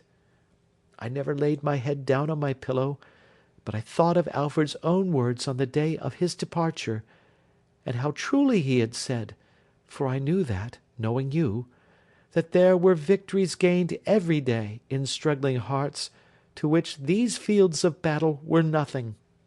Thinking more and more upon the great endurance cheerfully sustained, and never known or cared for, that there must be, every day and hour, in that great strife of which he spoke, my trial seemed to grow light and easy, and he, who knows our hearts, my dearest, at this moment, and who knows that there is no drop of bitterness or grief, of anything but unmixed happiness, in mine, enabled me to make the resolution that I never would be Alfred's wife, that he should be my brother, and your husband, if the course I took could bring that happy end to pass, and that I never would, Grace, I then loved him dearly, dearly, be his wife. Oh, Marion! Oh, Marion! I had tried to seem indifferent to him, and she pressed her sister's face against her own, but that was hard, and you were always his true advocate. I had tried to tell you of my resolution, but you would never hear me, you would never understand me. The time was drawing near for his return. I felt that I must act, before the daily intercourse between us was renewed. I knew that one great pang, undergone at that time, would save a lengthened agony to all of us. I knew that if I went away then, that end must follow which has followed, and which has made us both so happy, Grace. I wrote to good Aunt Martha for a refuge in her house. I did not then tell her all, but something of my story, and she freely promised it. While I was contesting that step with myself, and with my love of you, and home, Mr. Warden, brought here by an accident, became for some time our companion. I have sometimes feared of late years that this might have been, exclaimed her sister, and her countenance was ashy pale. You never loved him, and you married him in your self-sacrifice to me. He was then, said Marion, drawing her sister closer to her, on the eve of going secretly away for a long time. He wrote to me, after leaving here, told me what his condition and prospects really were, and offered me his hand. He told me he had seen I was not happy in the prospect of Alfred's return. I believe he thought my heart had no part in that contract, perhaps thought I might have loved him once, and did not then, perhaps thought that when I tried to seem indifferent, I tried to hide indifference. I cannot tell. But I wish that you should feel me wholly lost to Alfred, hopeless to him, dead. Do you understand me, love? Her sister looked into her face attentively. She seemed in doubt. I saw Mr. Warden, and confided in his honour, charged him with my secret, on the eve of his and my departure. He kept it. Do you understand me, dear? Grace looked confusedly upon her. She scarcely seemed to hear. My love, my sister, said Marion, recall your thoughts a moment. Listen to me. Do not look so strangely on me. There are countries, dearest, where those who would abjure a misplaced passion, or would strive against some cherished feeling of their hearts and conquer it, retire into a hopeless solitude, and close the world against themselves and worldly loves and hopes for ever. When women do so, they assume that name which is so dear to you and me, and call each other sisters.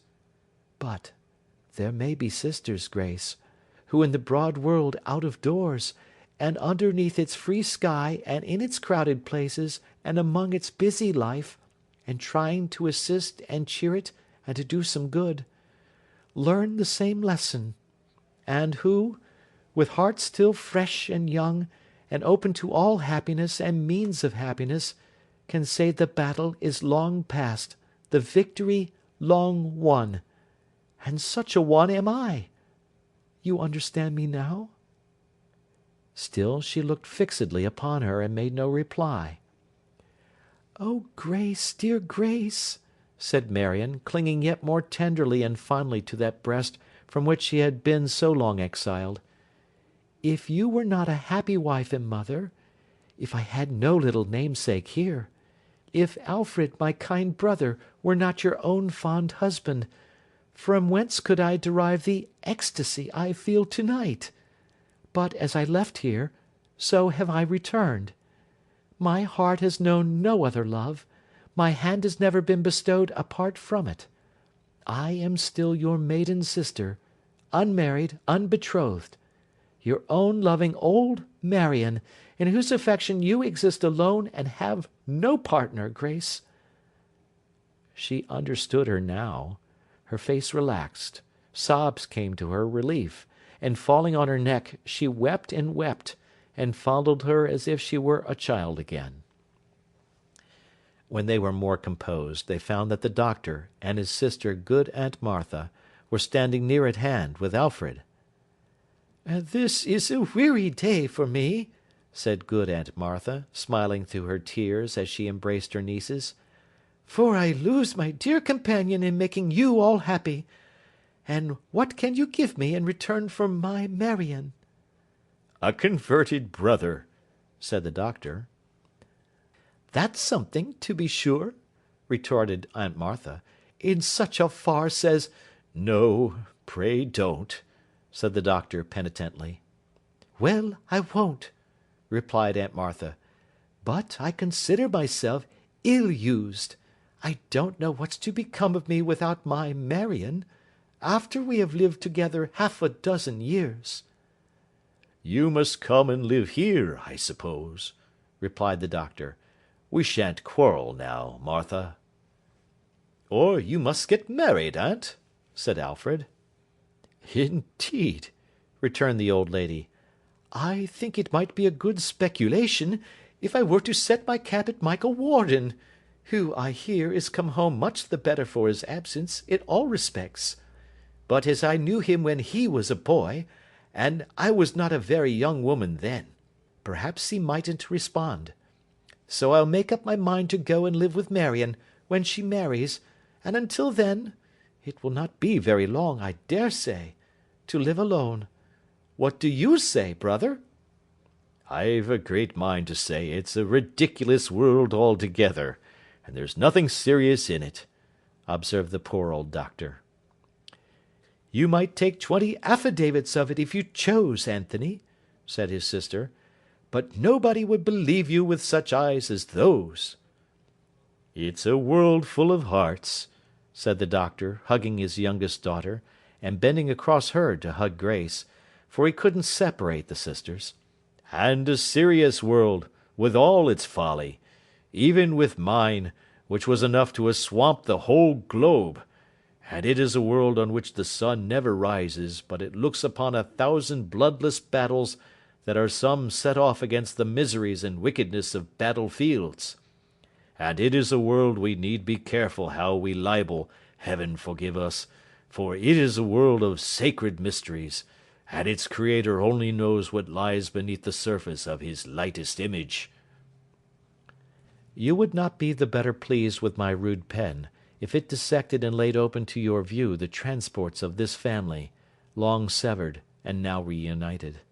Therefore, I will not follow the poor doctor through his humbled recollection of the sorrow he had had when Marion was lost to him, nor will I tell how serious he had found that world to be, in which some love, deep anchored, is the portion of all human creatures, nor how such a trifle as the absence of one little unit in the great absurd account had stricken him to the ground, nor how, in compassion for his distress, his sister had, long ago, revealed the truth to him by slow degrees, and brought him to the knowledge of the heart of his self-banished daughter, and to that daughter's side. Nor how Alfred Heathfield had been told the truth too in the course of that then current year, and Marion had seen him, and had promised him, as her brother, that on her birthday, in the evening, Grace should know it from her lips at last. I beg your pardon, doctor," said Mr. Snitchey, looking into the orchard, "but have I the liberty to come in?" Without waiting for permission, he came straight to Marion, and kissed her hand quite joyfully. "If Mr. Craggs had been alive, my dear Miss Marion," said Mr. Snitchey, "he would have had great interest in this occasion. It might have suggested to him, Mr. Alfred, that our life is not too easy perhaps, that, taken altogether, it will bear any little smoothing we can give it. But Mr. Craggs was a man who could endure to be convinced, sir. He was always open to conviction. If he were open to conviction now, this is weakness, Mrs. Snitchey, my dear." At his summons that lady appeared from behind the door. "You are among old friends." Mrs. Snitchey, having delivered her congratulations, took her husband aside. "One moment, Mr. Snitchey," said that lady. "It is not in my nature to rake up the ashes of the departed." "No, my dear," returned her husband. "Mr. Craggs is—" "Yes, my dear, he is deceased," said Snitchey. "But I ask you if you recollect," pursued his wife, "that evening of the ball? I only ask you that. If you do, and if your memory has not entirely failed you, Mr. Snitchey, and if you are not absolutely in your dotage, I ask you to connect this time with that, to remember how I begged and prayed you, on my knees." "Upon your knees, my dear?" said Mr. Snitchey. "Yes," said Mrs. Snitchey, confidently, "and you know it, to beware of that man, to observe his eye, and now to tell me whether I was right, and whether at that moment he knew secrets which he didn't choose to tell." "Mrs. Snitchey," returned her husband, in her ear, "madam, did you ever observe anything in my eye?" "No," said Mrs. Snitchey, sharply, "don't flatter yourself." "Because, madam, that night," he continued, twitching her by the sleeve, "it happens that we both knew secrets which we didn't choose to tell, and both knew just the same professionally. And so the less you say about such things the better, Mrs. Snitchey, and take this as a warning to have wiser and more charitable eyes another time. Miss Marion, I brought a friend of yours along with me. Here, mistress." Poor Clemency, with her apron to her eyes, came slowly in, escorted by her husband, the latter doleful with the presentiment that if she abandoned herself to grief, the nutmeg grater was done for. "Now, mistress," said the lawyer, checking Marion as she ran towards her, and interposing himself between them, "what's the matter with you?"